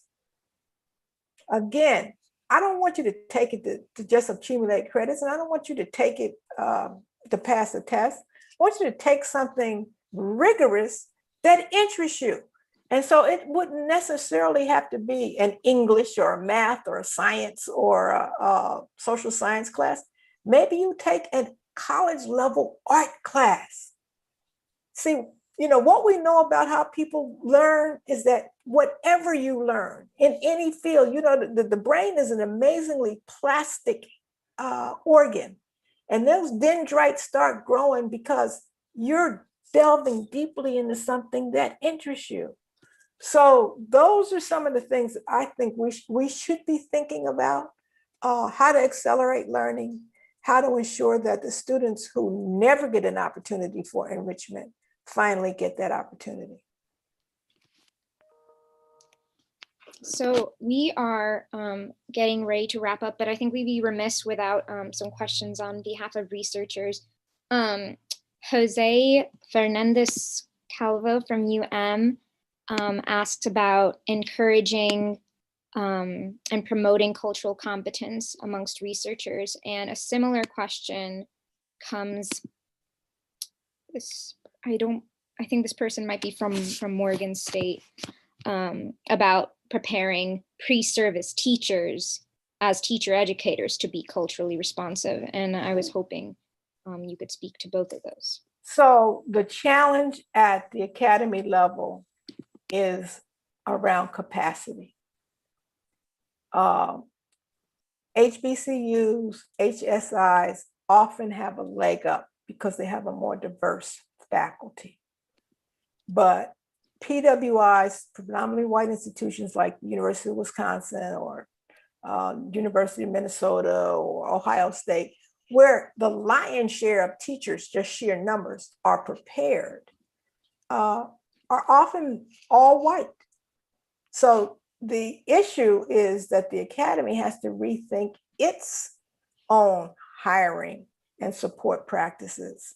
And I think that's a big hurdle we are facing. I did some work with some colleagues at the University of Michigan, and they were talking about work they wanted to do in Detroit. And I'm like, I know you guys are smart, and I know you produce a lot of reports and studies and what have you, but you got a capacity issue here.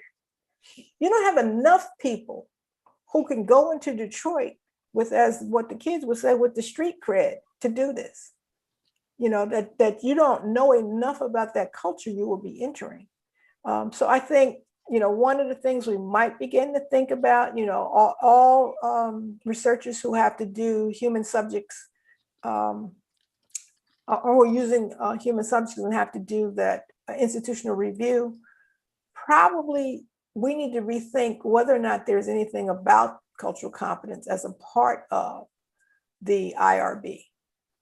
Before you just go traipsing off into some places, how much background knowledge do you need to have before we can say it's okay for you to be in urban Baltimore or DC or Chicago?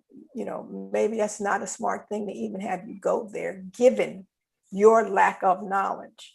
Now, I'm not going to get a bunch of hand claps from my colleagues across the academy, because that means a lot of them can't do their work.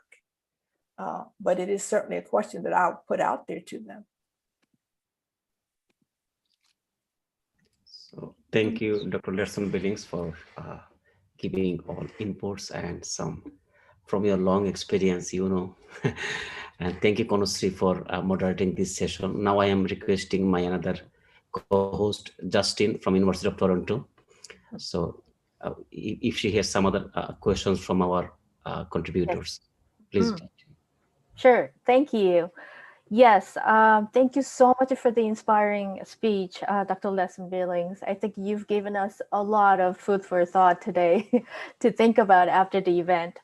Now, I would like to invite our guest speakers to our talk and hear if they have any questions. And can only, I can already see Dr. Cook has asked the questions, so you have an opportunity to ask the questions. So we have 3 guest speakers, and the first guest speaker that I'd like to introduce is Dr. Uttam Gaudli, President of Star Scholars Network and Associate Professor at Morgan State University.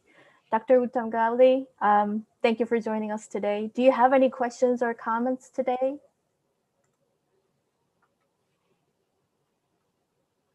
I think, yes. Am I audible? Yes, Hello. we can hear you. I feel kind of guilty. I see so many good questions over there, but I really appreciate this opportunity. Thank you, definitely. I would like to join Dean Prime, Dean Wood, and Dean Prishon, and everybody else to congratulating Sharif and your team for putting this event together on behalf of Morgan State University, AERA, and the Star Scholars Network. You've done extraordinarily well. And I'm sure any institution that is lucky enough to hire you will benefit from your talent. That is amazing. And I definitely would like to express my gratefulness today with every fiber of my being to Professor Gloria Ladson-Billings on behalf of the Star Scholars Network for finding time to join us and enlightening us on such a relevant issue and such a critical juncture of history in such a lucid and engaging manner. Yes, many scholars and researchers have given us various complex theories on education. You, Dr. Ladson-Billings, have given us more than that. You've given us the powerful metaphors and images to understand the world as it is. Just think about the sieve versus the safety net. You know, they look just about the same in structure, but the purpose is so different. So that's the kind of understanding we need as educators, I believe, to begin to prepare our students as tomorrow's leaders. My favorite line, I think I heard in one of your talks of you, Dr. Ladson-Billings, is when everybody starts to talk about something, maybe it's not what they say it is. So at this point, everybody's talking about post-pandemic education, and we are, at this moment of history, and you just give us the tale of 4 pandemics. Dr. Ladson-Billings, my question will be very general, looking at the scope of this talk and the geographical coverage of represented by our scholars around the world. I am just wondering with you, could you please give us an imagery or thought or some kind of helpful idea on what we as educators can and should do to consolidate democracy in maybe a culturally relevant way towards shaping a more just and more humane world? Well, that's a big question. And I will tell you, start off by just saying the one thing that I think everybody's talking about that I am once again pushing back against is learning loss. Loss what? Okay, if everybody had to stay home, we just all had to stay home. Okay, let's stop talking about what kids have lost and let's start talking about what have kids learned in the midst of all of this, and what have we learned? I think that the entire, I got my Stanford alumni magazine the other day, and if you've ever been to Stanford, you know that it started to skew so far towards STEM, and I'm not an anti-STEM person, and in fact I call it STEAM because I add the arts, but the humanities and the social sciences at Stanford were starting to wither. Well, in this recent alumni magazine, the editorial from the column from the president of Stanford is, we have to do something about civic learning and global engagement. Ah, really? You think so? Yahoo is not going to save you. So the fact that people are beginning to realize that there is something to learn about, civic engagement, civic discourse, at the National Academy, we've been talking about this since 2016. We saw it on the horizon with the election of Donald Trump, that the discourse was just, people couldn't even talk to each other. It's not that you had a different opinion, you couldn't even have a conversation. And what we were starting to see in schools and classrooms is teachers might hand out an article for kids to read. And the article would come from the New York Times, and kids would say things like, oh, we don't read that in my house. In other words, we wouldn't even engage an idea different from an ideology that we brought from home. So I think that the work of civic discourse and civic engagement is going to be our heaviest lift, to have people understand, to make sense of information. Some of the stuff I'm hearing people say about these vaccines, I'm like, where are you getting your information from? And I do realize that, the NRC, the National Research Council, did put out a study that looked at communicating science to the public. And what they found was that when people have deeply held value commitments, no amount of information, no amount of data will change their minds on that. So we got to figure out, how do we make sure that we start to have young people who will be willing to question value commitments? Why do I hold that value? Not to try to tell them that they can't hold it, but to understand what they hold. So that's the big work I think we have to do. I do think we have to realize that you don't understand democracy just by being in one, that you have to study and you have to learn and you have to engage. And I think we have an obligation to place our teacher candidates in particular in spaces of democracy. I used to teach the social studies methods course for middle school teachers here. And one of their first assignments is that they have to go to a public meeting, protest, or rally to see democracy. Now, what's interesting is that most of my students choose to go to the school board meeting. And I know why they choose it, because we're 2 blocks up, our building is 2 blocks up from the school district. But what is interesting to me is they come back from that meeting shell-shocked, because they'd never been to a school board meeting. And they didn't understand that, no, you can't get up and just say what you want to. And that even if you're on the agenda, the board is under no obligation to respond to you. It's their meeting. So they didn't know that. And I said, yeah, you're going to go work for these people. You don't even know how they operate. So really getting our students into a place where they engage in participatory democratic practices is one of the first things I think we can do. Great answer. Thank you so much. The second guest speaker is Dr. Krishna Bista.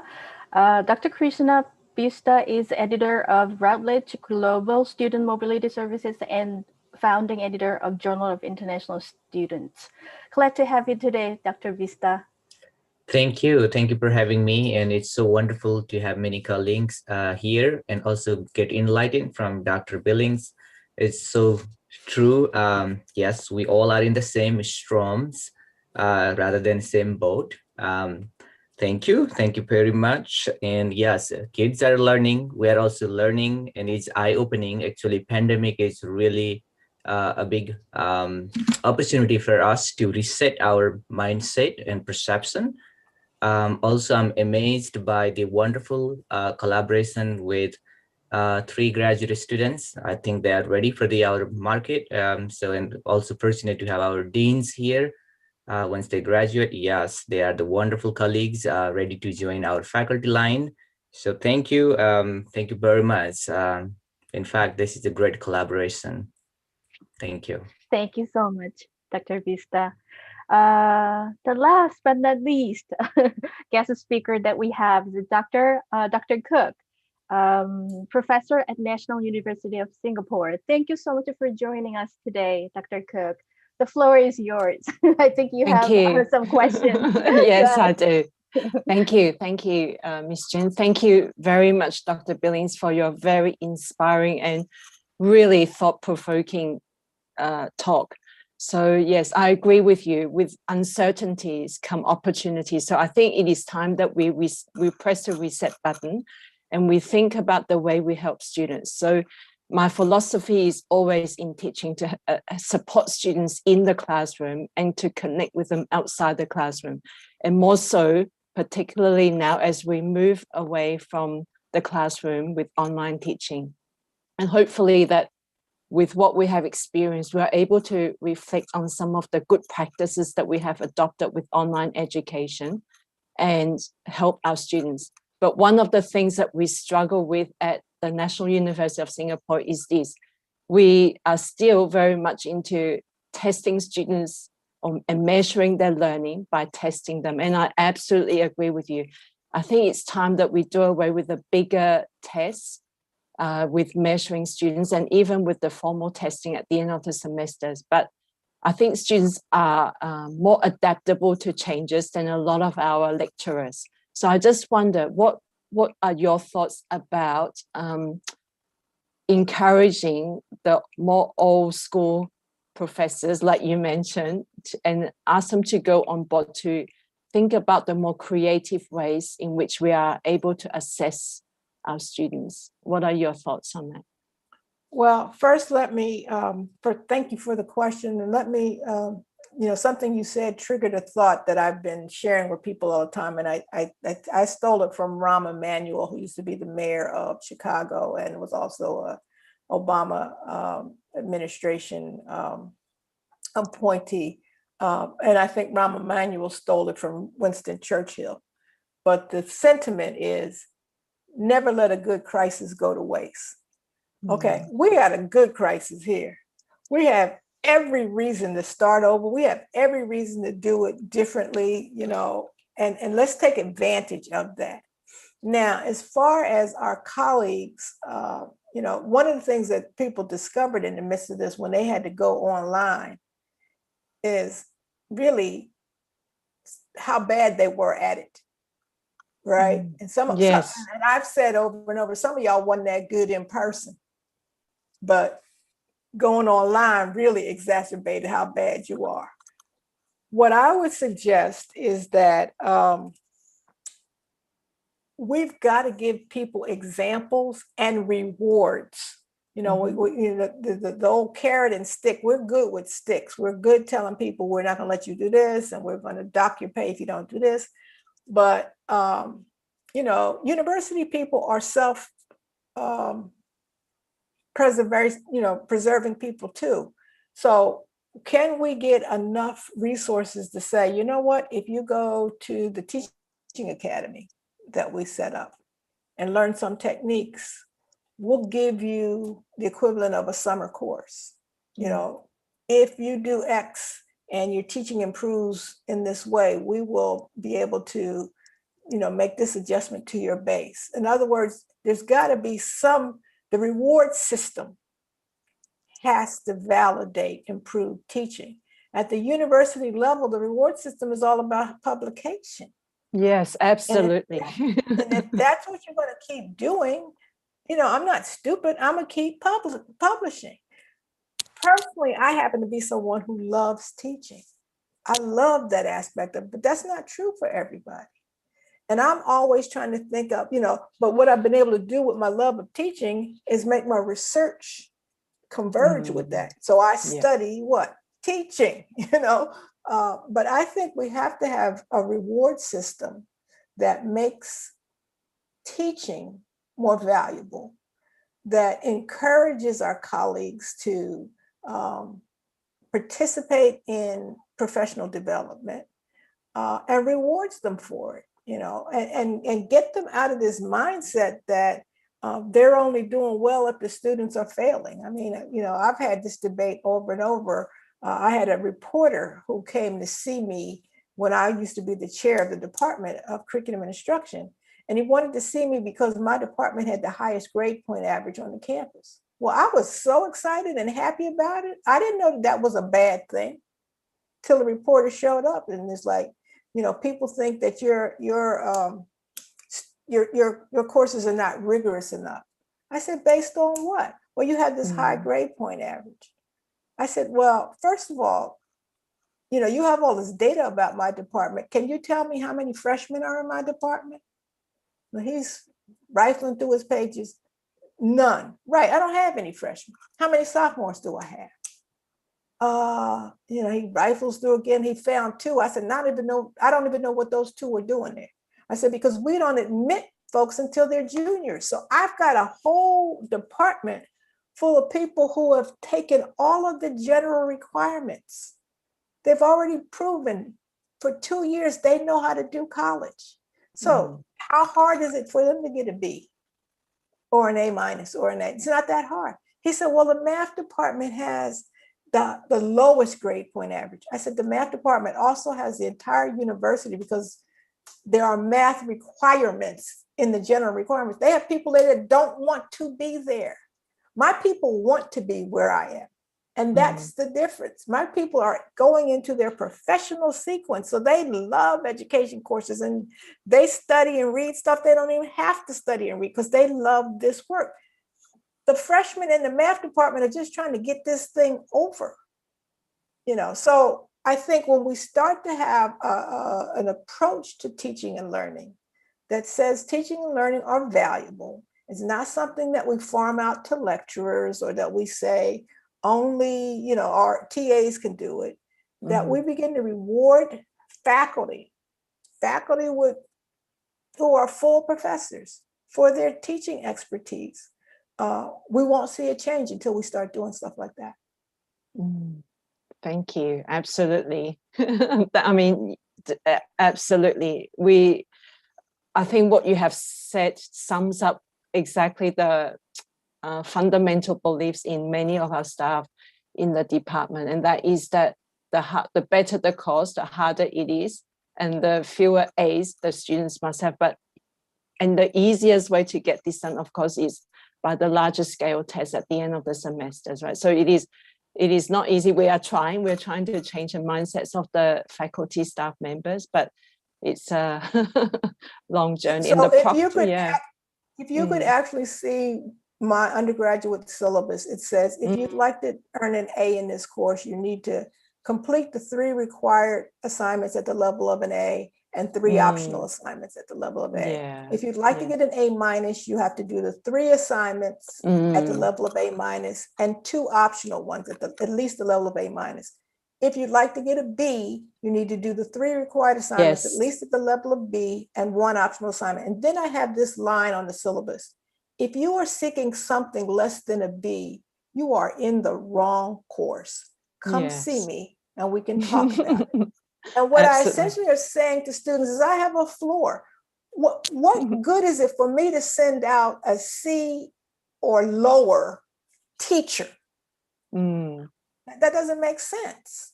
Yeah. And I'll tell you that I learned this from a colleague in the med school. A colleague who does the cadaver lab. He says, oh no, you can't get less than an A- in the cadaver lab. Now you might have to do it over several times, do your labs over it, but I can't unleash a doctor on the world who doesn't understand the renal system. That I just can't do that. That's unethical. So I think the change thinking I'm trying to get people to understand is we're not trying to root people out. We're trying to make sure we're teaching for mastery. So even though my students are excited that they can't get lower than a B, for some of them, that means they're going to do assignments over several times because they got to get it to that level. They must get it to that level. Yeah, absolutely. Thank you, Dr. Billings, for sharing your thoughts. That was very insightful.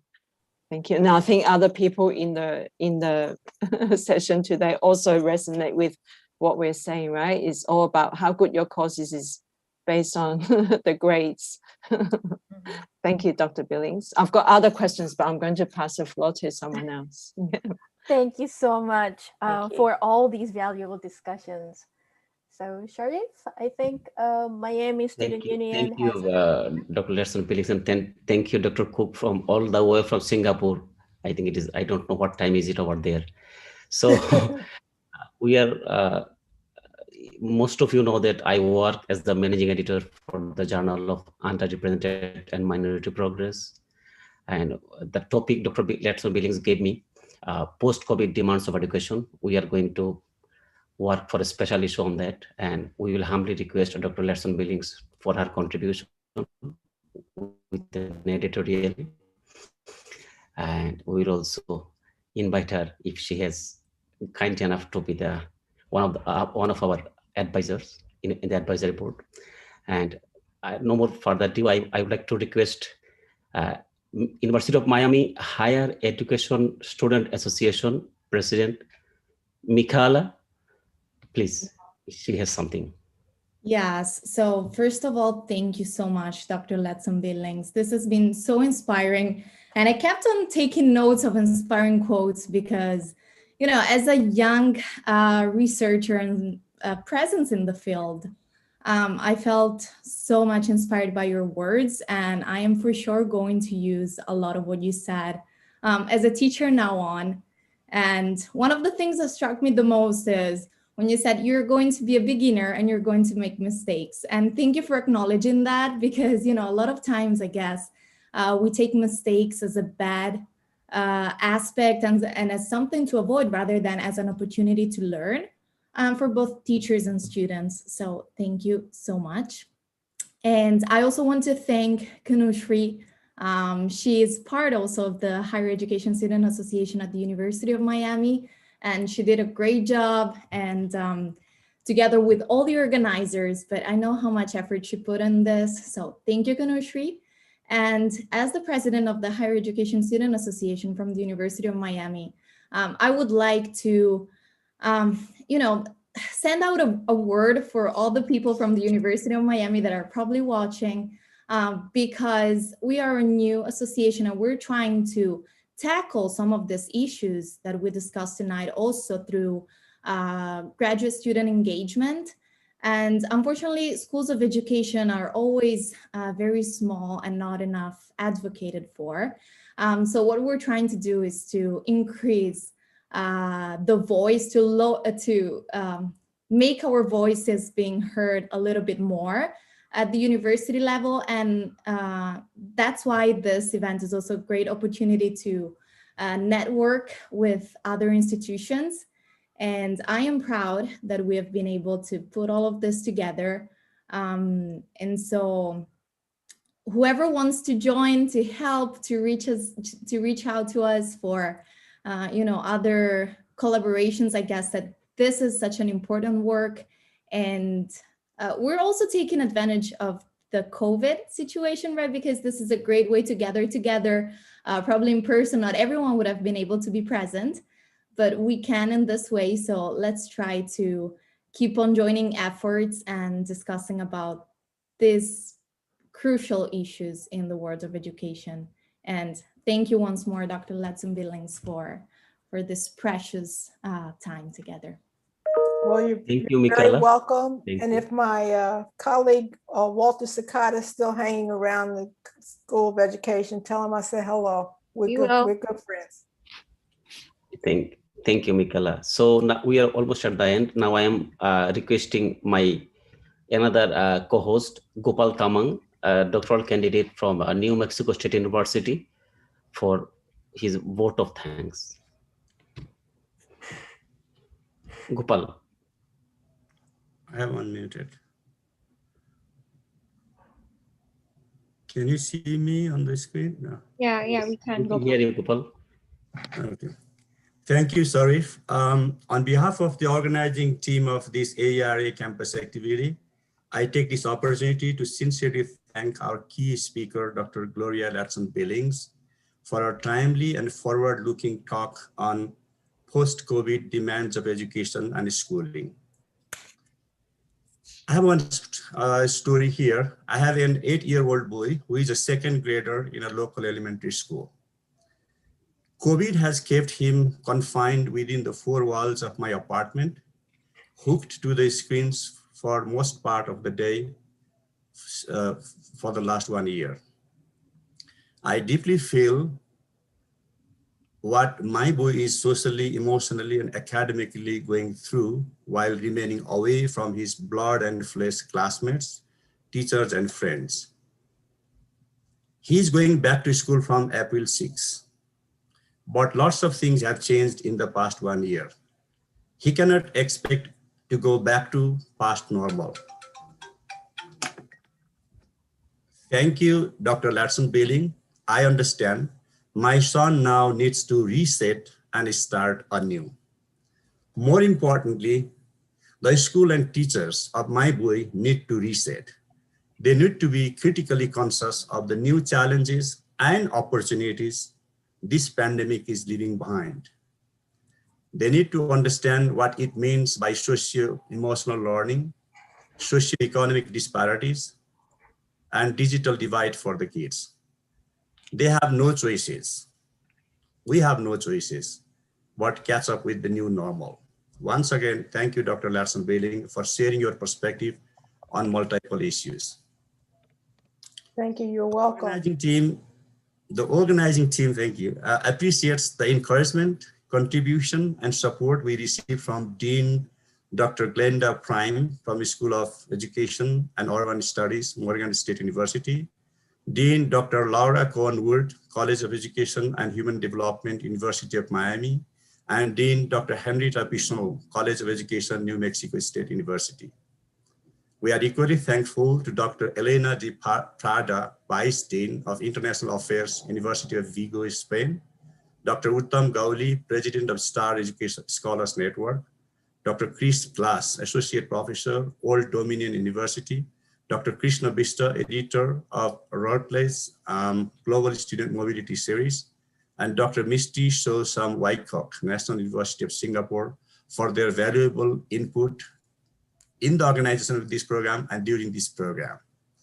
We want to extend our sincere gratitude to the faculty and students from New Mexico State University, Morgan State University, University of Miami, University of Toronto, University of Vigo, Spain, National University of Singapore, members and fellows of STAR networks, and many scholars from across the North America, Europe, and Asia who participated in this webinar. It is your participation that made this program a success. Last but not least, I would like to thank my co-hosting colleagues, Sharif, who took the initiative for co-hosting, and we joined him. He's from Morgan State, and Kanusri from University of Miami. She did a lot of technical works, and Justin, who joined us from University of Toronto. Cheers, see you once again. See you again in future. Thank you. Thank you, everyone. Thanks, Dr. Lerson Billings. I'm so happy. Thanks, Dr. Prime, for all of your initiatives. I'm happy, Dr. Bradbury, you are here. Dr. Martin is here. Oh my God, Dr. Adome, he is here. Dr. Gauli, Dr. Bista, who giving me the platform. I'm so humble to you, my mentors. And I wanted to give a floor to Dr. Heyman. I think he's not here. So thank you so very much. Have a good night and see you again in another program. Thank you. Good night, all. Thank you so much. Thank you. Thank you once more. We had some undergraduate student from Morgan. I'm sorry, I forgot to recognize them. Miss May, thank you for bringing all of our students. Gopal, Konusri, Justin, oh my God. What a team. Dr. Prime, what a guidelines. It was awesome. Thank you all so much. Thank you for joining from all the way from Singapore. We did it, sorry. That's it. Gopal. Oh my God, you know, you do not know how many nights I did not sleep. Just what That's the reward of being a leader, man. Oh my God, I can see one of our friends, he's from engineering. I think Mojid from electrical engineering PhD candidate. Thank you, Mojid, from coming from engineering to the School of Education. Many other universities, we have many universities. I can see the first question came from India, you know, Chennai, Madras. Yes. So it was a nice collaboration. Thank you. Thank you. Okay, we hope to do some more collaboration in future. So good. And next time, sorry, if you don't have to worry, some other will take the trouble that you did this time, okay? I like to take trouble. I like to take trouble, you know, it is because I was a school principal. So we always try to carry something in our shoulder. We like it. If there is no pain, we don't, we can't enjoy. When we enjoy, when there is a pain, when we can overcome the pain. This we learn. Okay, it was nice. It was nice. So when I came, Dr. Prime, when I came 2016 at Morgan, who I was today, who I am. Thank you so very much, everyone. Thank you, Konusri. Misty, do you like to say do you like to talk something? We can talk if you. Okay. Yeah, so I've drawn up some notes on the event and I'll write them up for us too. Yeah, awesome. For thank you so much for taking the notes. Oh, I did not take notes because I was in first section. But it's all recorded, so we can do that after. And I am happy that Miami Student Union, look how collaboration you have. Good. Yeah, I'm Good for very, you, very President pleased. Secretary. Good. Very pleased. All right, everybody. I'm gonna get going. Thank you. Yeah, Thank take you good care. You too.